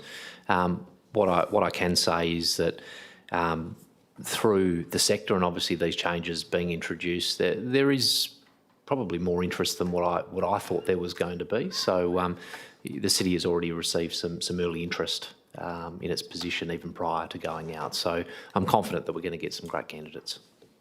Thank you. Any other questions on this item? If there are no other questions on this item, I go to item 422, tender 24076 for the provision of audit services. So we obviously don't have any questions on the confidential attachments because we gave that opportunity before. Do we have any questions that are not confidential on this item? If there are no questions that are not confidential on this item, item 5, motions on notice, we have nil. Item 6, late reports to be separated under a separate cover. Directors, please advise if there are any late reports. Sorry, Mayor, there is one notice of motion on the agenda. It's for Kemp Street, and that should be with the Director of Assets, that will be a late report. Okay, thank you. Directors, are there any late reports? That's a no. Okay. Other than the motion on notice. We've done the confidential item for the bushfire brigades. The date of the next meeting is at 6 p.m. on the 8th of October 2024 to be held at Council Chambers, Civic Centre, 23 Dundebar Road, Wanneroo. Thank you for your attendance. And I now declare the briefing session closed at 9:23 p.m. Thank you.